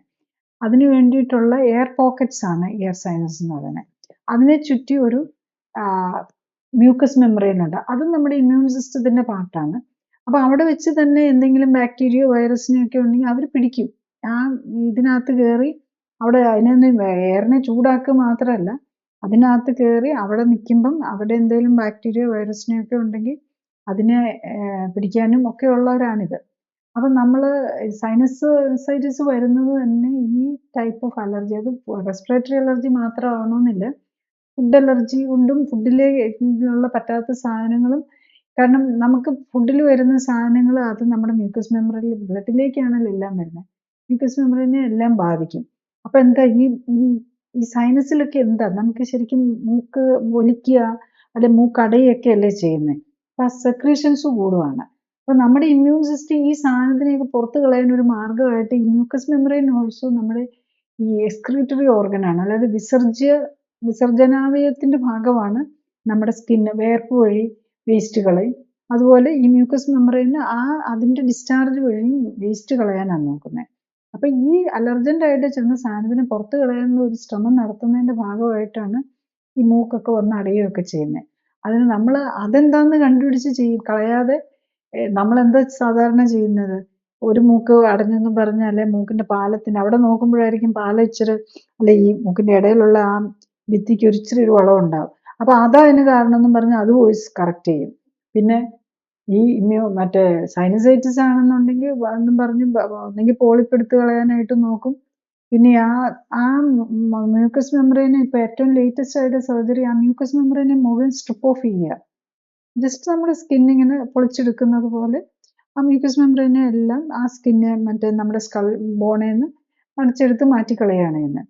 അപ്പോൾ അത് കഴിയുമ്പോൾ ഭയങ്കര ഡിസ്കംഫർട്ടായിരിക്കും. അപ്പോൾ അതിന് നമ്മൾ സ്റ്റിറോയിഡ് നേസൽ വാഷും അതും ഒക്കെ എടുത്ത് കുറേ ഡിസ്കംഫർട്ടും ഒക്കെ കഴിഞ്ഞ് കഴിയുമ്പോൾ പിന്നെ കുറേ നാളത്തേക്ക് മ്യൂക്കസ് മെമ്പറൈൻ ഇല്ലല്ലോ, അതിന് ആക്ട് ചെയ്യാൻ പറ്റില്ല, അതുകൊണ്ട് കുറേ നാളത്തേക്ക് വലിയ പ്രശ്നം ഉണ്ടാവില്ല. പക്ഷെ നമ്മളുടെ ബോഡി വീണ്ടും അത് പതുക്കെ റീഗ്രോ ചെയ്തൊക്കെ വരും. അപ്പോഴേക്കും വീണ്ടും പ്രശ്നങ്ങൾ കുറേ നാളത്തേക്ക് വലിയ പ്രശ്നം കാണിയല്ല ഇങ്ങനത്തെ സർജറി ഒക്കെ ചെയ്ത് കഴിയുമ്പോൾ അത് വീണ്ടും വരാൻ തുടങ്ങും. അപ്പം നമ്മൾ ബേസിക്കലി നമ്മൾ ഇതൊക്കെ ചെയ്യുന്നതിന് മുമ്പ് തന്നെ നമ്മൾ നോക്കണം, ആദ്യം നമുക്കുള്ള അലർജൻസ് ഒക്കെ കണ്ടുപിടിച്ച് നമ്മുടെ ബോഡിയെ കറക്റ്റ് ചെയ്ത് ഇതെല്ലാം കഴിഞ്ഞിട്ട് മാറിയില്ലെങ്കിൽ മാത്രമാണ് നമ്മൾ ഇതിലേക്കൊക്കെ പോകാൻ പാടുള്ളൂ. പക്ഷേ എൻ്റെ ഒരു എക്സ്പീരിയൻസ് പറഞ്ഞു കഴിഞ്ഞാൽ ഇത്രയൊക്കെ ചെയ്യാൻ ഇല്ലെങ്കിൽ അതിന് ഒരാൾക്കും മാറാതെ വരുന്നില്ല എന്നുള്ളതാണ്. അപ്പോൾ നമ്മുടെ ഇപ്പോഴത്തെ ആ ട്രെൻഡ് നമ്മൾ ഈ മരുന്നും ഓപ്പറേഷനും മാത്രമാണല്ലോ. ഈ ജീവിതശൈലി കറക്റ്റ് ചെയ്യുക എന്നൊക്കെ പറഞ്ഞു കഴിഞ്ഞാൽ അതൊക്കെ ഒരു ഓൾഡ് ഫാഷൻ ഉണ്ട്, പഴയ ആയുർവേദത്തിൽ പഥ്യം വേണമെന്ന് പറയുന്ന പോലെ അത് കഴിക്കാൻ പാടില്ല, ഇത് കഴിക്കാം, അങ്ങനെയൊന്നും പറ്റൂല. എനിക്ക് എല്ലാം കഴിച്ച് നടക്കണം, എങ്ങനെയാ എല്ലാമായിട്ട് നടക്കണം. പക്ഷെ അത് ബേസിക്കലി നമ്മൾ എന്തൊക്കെ മരുന്ന് എടുത്താലും നടക്കുകയില്ല. കുറച്ചൊരു സഫറിങ് ലൈഫ് ഇങ്ങനെ കൊണ്ടുപോകാൻ, കുറേ മരുന്നും കഴിക്കാൻ, കുറേ സഫർ ചെയ്യാന്നേ ഉള്ളൂ. പക്ഷെ നമ്മൾ മൈൻഡ് ഒന്ന് മോഡുലേറ്റ് ചെയ്ത് നമ്മുടെ ലൈഫ് ഒന്ന് മോഡുലേറ്റ് ചെയ്യാന്ന് വെച്ചാൽ ഈസി ആയിട്ട് കംഫർട്ടബിൾ ആയിട്ട് പോകാൻ പറ്റും എന്നുള്ളതാണ്. വേറൊരു വിഷയം സാധാരണ ആൾക്കാർക്ക് മനസ്സിലാവാതെ പോകുന്നത്, പലപ്പോഴും ഈ പല മരുന്നുകളും നമ്മൾ ഈ ഓവർ ദ കൗണ്ടർ പോലെ മേടിക്കാറുണ്ട്. പ്രിസ്ക്രിപ്ഷൻ ഇല്ലാതെ മേടിക്കുന്ന കുറേ മരുന്നുകൾ പോലത്തെ കാര്യങ്ങളുണ്ട്. അതേസമയം ഇതിൽ പലതിലും ഈ പറയുന്ന ആൾക്കാർക്ക് എലർജി ഉണ്ടാവാം. അങ്ങനെയൊക്കെ വരുമ്പോൾ ഈ മരുന്നുകളോടുള്ള എലർജി ഉണ്ടോ ഇല്ലേ എന്നുള്ളത് നമുക്ക് അറിയാൻ, ഈ ഫുഡിനോടുള്ള എലർജി ഉണ്ടോ ഇല്ലേന്ന് അറിയുന്ന പോലെ വേറെ വല്ല മാർഗങ്ങളുണ്ടോ? മരുന്നിന്റെ അലർജി നമ്മൾ യൂഷ്വലി ചൊറിച്ചിലൊക്കെ വരുന്നുണ്ടോ എന്ന് നോക്കുക, മരുന്ന് കഴിക്കുന്നതാണ്. പ്രിസ്ക്രിപ്ഷൻ നമ്മളിപ്പം പ്രിസ്ക്രിപ്ഷൻ ഇല്ലാതെ കിട്ടുന്ന മരുന്നുകൾ യൂഷ്വലി പാരസിറ്റമോൾ പോലെയുള്ള പെയിൻ കില്ലേഴ്സ് ആണല്ലോ എല്ലാവരും യൂസ് ചെയ്യുന്നത്. അല്ലാത്ത ഇതൊക്കെ അങ്ങനെ അലർജി ഉള്ളവർ ഡെഫിനറ്റ്ലി അതിനും അലർജി ടെസ്റ്റ് നോക്കാം.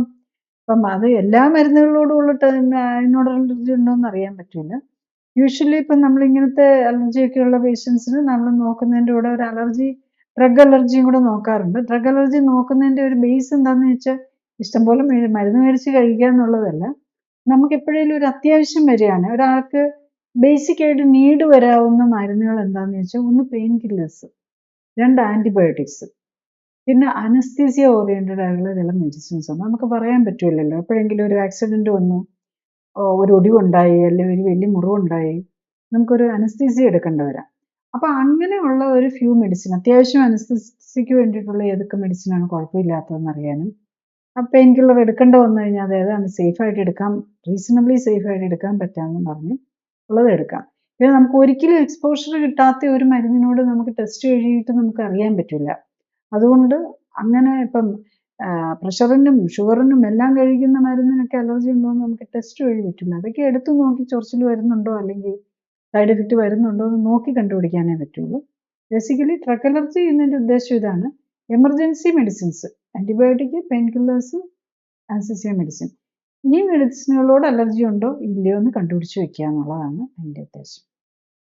ശരിക്കും ഈ അലർജിയുടെ കാര്യം പറയുമ്പോൾ പലർക്കും അവരുടെ ജോലി സ്ഥലത്ത് ഉള്ള ചില സാഹചര്യങ്ങളോട് അലർജി വരാറുണ്ട്. അപ്പം അങ്ങനത്തെ സാഹചര്യത്തിൽ ശരിക്കും പറഞ്ഞാൽ എന്താണ് ചെയ്യുക? ചിലർ എങ്ങനെയാണെന്ന് വെച്ചാൽ അവർ ഒരിടത്ത് വർക്ക് ചെയ്യാൻ വരുമ്പോൾ ആ വർക്ക് ചെയ്യാൻ വരുന്ന അവിടെ അവർക്ക് അലർജിക്ക് ആയിട്ടും അവർക്ക് ഭയങ്കരമായിട്ട് ബുദ്ധിമുട്ടുമൊക്കെ വരാം. അവിടെ നിന്ന് മാറിക്കഴിഞ്ഞാൽ പിന്നെ അവരുടേത് പോയി. അപ്പോൾ ഇങ്ങനത്തെ സാഹചര്യത്തിൽ എങ്ങനെയാണ് അവർക്ക് തിരിച്ചറിയാൻ പറ്റുക? എന്തായിരിക്കാം ഇതിൻ്റെ? അത് നമ്മളിപ്പം ചിലരുണ്ട് പെയിന്റിനോട് അലർജി ഉള്ളവർ. അപ്പോൾ അവർക്കൊരു പെയിന്ററായിട്ട് വർക്ക് ചെയ്യാൻ പറ്റില്ല. പെയിന്ററായിട്ട് വർക്ക് ചെയ്യാൻ മാത്രമല്ല, അവരൊരു ഇപ്പോൾ സൂപ്പർവൈസറായിട്ട് അല്ലെങ്കിൽ ഒരു ഇതിൽ വർക്ക് ചെയ്യുകയാണെങ്കിൽ പോലും അവർ ആ പെയിന്റ് അടിച്ചുകൊണ്ടിരിക്കുമ്പോൾ ആ ബിൽഡിങ്ങിൽ കയറിയാൽ ചിലപ്പോൾ ഒരു മാസം പോയി കിട്ടിയെന്നിരിക്കും. കാരണം അത്രയ്ക്ക് അങ്ങനെയുള്ളവരെയും കാണാറുണ്ട്. അപ്പോൾ അതൊക്കെയാണ് നമ്മൾ ഈ ആസ്മയുടെ ഒക്കെ ട്രീറ്റ്മെൻറ്റ് എടുക്കുമ്പോഴും കാണുന്നതാണ്. ഇപ്പം ചിലർക്ക് എല്ലാം നമ്മൾ മാറ്റി കഴിഞ്ഞ് കഴിഞ്ഞാലും അവർക്ക് തന്നെ ഓർമ്മ ഉണ്ടാവില്ല അവരെവിടെയെങ്കിലും പോയത്. അപ്പോൾ ചിലപ്പോൾ ഇപ്പോഴത്തെ പെയിന്റിനൊന്നും സ്മെല്ലില്ലല്ലോ. പലപ്പോഴും പല പെയിന്റിന് സ്മെല്ലില്ല. സ്മെല്ലില്ലാത്തതുകൊണ്ട് നമ്മൾ കരുതും അതിന് കുഴപ്പമില്ലാന്ന്. പക്ഷെ അങ്ങനെയല്ല. അതിന് സ്മെല്ലില്ലാന്ന് മാത്രമേ ഉള്ളൂ. അതിന് പുറത്തേക്ക് വരുന്ന പല കെമിക്കലുകളും ഉണ്ട്. അപ്പം അങ്ങനെയുള്ള ഇതിലുള്ളവർ നമ്മൾ ആ സാഹചര്യത്തിൽ വർക്ക് ചെയ്യും. ഇപ്പം ചില ഓരോ ഇപ്പം കെമിക്കൽ ഇങ്ങനെ പല സാധനങ്ങളുണ്ടാക്കുന്ന ഫാക്ടറികളും അങ്ങനെയൊക്കെ ഉണ്ടാവുമല്ലോ. അവിടെ വർക്ക് ചെയ്യുമ്പോൾ അവർക്കത് പറ്റുന്നില്ലെങ്കിൽ ആ ജോലിയിൽ നിന്ന് മാറുക എന്നുള്ളത് തന്നെയാണ് നമുക്ക് ചെയ്യാൻ പറ്റുള്ളൂ. അല്ലെങ്കിലും എല്ലാ ദിവസവും ശ്വാസം മുട്ടൽ വന്നുകൊണ്ടോ കിടപ്പ് വന്നുകൊണ്ടോ അവർക്കവിടെ വർക്ക് ചെയ്യാൻ പറ്റില്ലല്ലോ. അപ്പോൾ അത്തരം സാധനങ്ങൾ നമ്മൾ ഒഴിവാക്കുക. പിന്നെ നമ്മൾ നോക്കുക നമ്മളുടെ ഈ സിസ്റ്റത്തിന് എന്താണ് കുഴപ്പമുള്ളതെന്നും കൂടെ നമ്മൾ നോക്കണം. അപ്പോൾ അതും കൂടെ ഒഴിവാക്കി നമുക്ക് പറ്റിയ ഇപ്പം ഒരു പെയിന്റിനോട് അലർജി ഉള്ളവർക്ക് പെയിന്ററായിട്ട് വർക്ക് ചെയ്യാൻ ഡെഫിനറ്റ്ലി പറ്റാതെ വരും. അപ്പം അത് നോക്കി അങ്ങനത്തെ സാഹചര്യം വേറൊരു പ്രൊഫഷനിലേക്ക് മാറേണ്ടി വരും. അപ്പം പലപ്പോഴും കാണാറുണ്ട് ഡോക്ടേഴ്സിൻ്റെ ഇടയിൽ ഈ ഗ്ലൗസിനോട് ലാറ്റക്സ് അലർജി പഴയ ഇതുണ്ട്. ഇപ്പോൾ ലാറ്റക്സ് ഗ്ലൗസ് ഇട്ട് കഴിഞ്ഞാൽ ചൊറിയുന്ന ഒരാൾക്ക് ഒരു സർജിക്കൽ ഫീൽഡ് എടുക്കാൻ പറ്റില്ല. അപ്പം അങ്ങനെയുള്ളവർക്ക് പിന്നെ മെഡിക്കൽ ഫീൽഡ് വലിയധികം ഗ്ലൗസ് ഒന്നും ഉപയോഗിക്കേണ്ടാത്ത വരുന്ന ഫീൽഡ് മാത്രമേ എടുക്കാൻ പറ്റുള്ളൂ. അല്ലാതെ ഒരു ലാറ്റക്സ് അലർജി ഉള്ളവർക്ക് സർജൻ ആവാൻ പറ്റില്ല. നമുക്ക് അത് എടുത്തേ പറ്റുള്ളൂ. അതൊന്നും നമുക്ക് ഇത്തരം സാധനങ്ങൾ ഒഴിവാക്കിക്കൊണ്ട് നമുക്ക് കൺട്രോൾ ചെയ്ത് വെക്കാം. പക്ഷെ അല്ലാതെ ഒരു അലർജി ഉള്ളത് തന്നെ സ്ഥിരമായിട്ട് ഉപയോഗിക്കാൻ ഇപ്പോൾ പിന്നെ ഉണ്ട് ചില ഇങ്ങനെ ഈ ഒരു ഈ അതിൻ്റെ അലർജൻറ്റിനെ തന്നെ ഇഞ്ചെക്ട് ചെയ്ത് അതിൻ്റെ അലർജി മാറ്റുന്ന ഒരു ടോളറൻസ് ഡെവലപ്മെന്റ് എന്നുള്ളത്. പക്ഷെ അതിൽ ചിലർക്കൊക്കെ അലർജി ഇങ്ങനെ ഡസ്റ്റിൻ്റെയോടൊക്കെ ഉള്ളത് മാറി വരുന്നുണ്ട്. പക്ഷെ ഞാൻ എൻ്റെ ഒരു എക്സ്പീരിയൻസ് വെച്ച് കണ്ടാൽ അങ്ങനെയൊക്കെ എടുത്തിരിക്കുന്നവർക്ക് അതുകൊണ്ടാണോ നമുക്ക് പറയാൻ പറ്റില്ല. ആ സാധനത്തിനോടുള്ള തുമ്മലോ അല്ലെങ്കിൽ അസ്മയോ കുറഞ്ഞു വെച്ചിട്ട് കുറച്ച് നാൾ കഴിയുമ്പം ഒരു ഓട്ടോ ഇമ്മ്യൂൺ ഡിസീസിലേക്ക് ഷിഫ്റ്റ് ചെയ്യാനുള്ളൊരു സാധ്യത കാണുന്നുണ്ട്. ലൈക്ക് തൈറോയിഡിൻ്റെ ഹൈപ്പോതൈറോയിഡിസം, ആർത്രൈറ്റിസ് അങ്ങനെയുള്ള ഒരു ഇതിലേക്ക് അല്ലെങ്കിൽ സ്കിൻ ഡിസീസിലേക്ക് ഒക്കെ വരാനുള്ള ഒരു പോസിബിലിറ്റി ലേറ്റ് സ്റ്റേജിൽ ഇമ്മീഡിയറ്റ്ലി ഒന്നും വരണമെന്നില്ല. പലരും ഇങ്ങനത്തെയൊക്കെ എടുത്തിട്ട് ഇങ്ങനത്തെ ടോളറൻസ് ഡെവലപ്പ് ചെയ്യാനായിട്ട് അലർജൻറ്റിനെ തന്നെ ഇഞ്ചക്ഷനായിട്ടോ ഒക്കെ എടുത്തിട്ടുള്ള ട്രീറ്റ്മെൻറ്റ് എടുത്ത് കുറഞ്ഞതായിട്ട് പലരും പറയുന്നുണ്ട്. പക്ഷെ അവർ എൻ്റെ അടുത്ത് വരുമ്പോഴേക്കും അവർ മിക്കവാറും ആർത്രൈറ്റിസ് അങ്ങനത്തെ കാര്യങ്ങൾക്കാണ്. അപ്പോൾ നമ്മൾ ഈ ഹിസ്റ്ററി എടുക്കുമ്പോൾ ഞാൻ കാണുന്ന ഒരു ഇത് വെച്ചാണ് അതിനെക്കുറിച്ച് അതെടുത്താൽ മറ്റത് വരുമെന്നല്ല ഞാൻ പറഞ്ഞത്. പക്ഷെ അങ്ങനെയുള്ളവർ നമ്മൾ കാണാറുണ്ടെന്ന് മാത്രം. ഈ മിക്കവാറും ആൾക്കാർ അവരുടെ ഈ ചൊറിച്ചിൽ പോലെയൊക്കെ ഉണ്ടായാൽ അവർ സാധാരണ എന്തെങ്കിലും ക്രീമോ ഒക്കെ ആയിട്ടാണ് വെട്ടാറ്. ശരിക്കും ഈ ക്രീമുകൾ ഇങ്ങനത്തെ ഈ ചൊറിച്ചിലിൻ്റെ കാര്യത്തിൽ എന്ത് ആക്ഷൻ വെച്ചാണ് ആശ്വാസം തരിക? അതൊക്കെ ഇമ്മ്യൂണോസപ്രസൻ സ്റ്റീറോയിഡ് ബേസ്ഡിലുള്ള ക്രീമുകളാണ് ഇങ്ങനത്തെ ഇതിലൊക്കെ ഉപയോഗിക്കുക. അപ്പം അത് ഇപ്പം നമ്മളൊരു കൊതുക് കടിച്ചു അല്ലെങ്കിൽ ഒരു ഉറുമ്പ് കടിച്ചു നമുക്ക് ചൊറിഞ്ഞ് തടിച്ചു വരുവാണെങ്കിൽ നമ്മൾ ഇടുന്നതിന് ഒരു കുഴപ്പമില്ല. അത് ഒരു പ്രാവശ്യത്തെ കാര്യമല്ലേ ഉള്ളൂ. അപ്പോൾ അത് ആ അലർജിക് റിയാക്ഷൻ നമ്മൾ ലോക്കലി തന്നെ അവിടെ അപ്പം തന്നെ സപ്രസ് ചെയ്യുകയാണ് ചെയ്യുന്നത്. അതൊക്കെ ഇപ്പോൾ ചൊറിഞ്ഞ് കടിച്ചു ഇതിലേക്കൊക്കെ വന്നാൽ ഒരു പുഴു തൊട്ടു ഇമ്മീഡിയറ്റ്ലി ഇടുകയാണെങ്കിൽ ആ റെസ്പോൺസ് വളരെ കുറവായിരിക്കും. അങ്ങനെ യൂസ് ചെയ്യുന്നതിന് കുഴപ്പമില്ല. അല്ലാതെ നമ്മളിപ്പം എപ്പോഴും ചൊറിഞ്ഞ് കടിച്ച് വന്നുകൊണ്ടിരിക്കുന്നവർക്ക് അന്നേരത്തെ ഒരു സിംറ്റമാറ്റിക് റിലീഫിന് മാത്രമേ അത് പറ്റുള്ളൂ. അത് നമ്മൾ എന്നും വന്നുകൊണ്ടിരിക്കുന്നവർക്ക് നമുക്ക് ഓയിൻമെൻറ്റ് അപ്ലൈ ചെയ്ത് പറ്റില്ല. ഇങ്ങനത്തെ ഒരു ഇൻസെക്ട് ബൈറ്റ് കൊണ്ടുവരുന്ന അലർജി അതിനൊക്കെ ഡെഫിനറ്റ്ലി അത് ഉപയോഗിക്കാൻ പറ്റും. നമ്മുടെ ലൈവിൻ്റെ സമയം ഇവിടെ അവസാനിക്കുകയായി. അടുത്ത ആഴ്ച ഇതേ സമയം വേറൊരു വിഷയവുമായിട്ട് വരുന്നതായിരിക്കും. നന്ദി, നമസ്കാരം.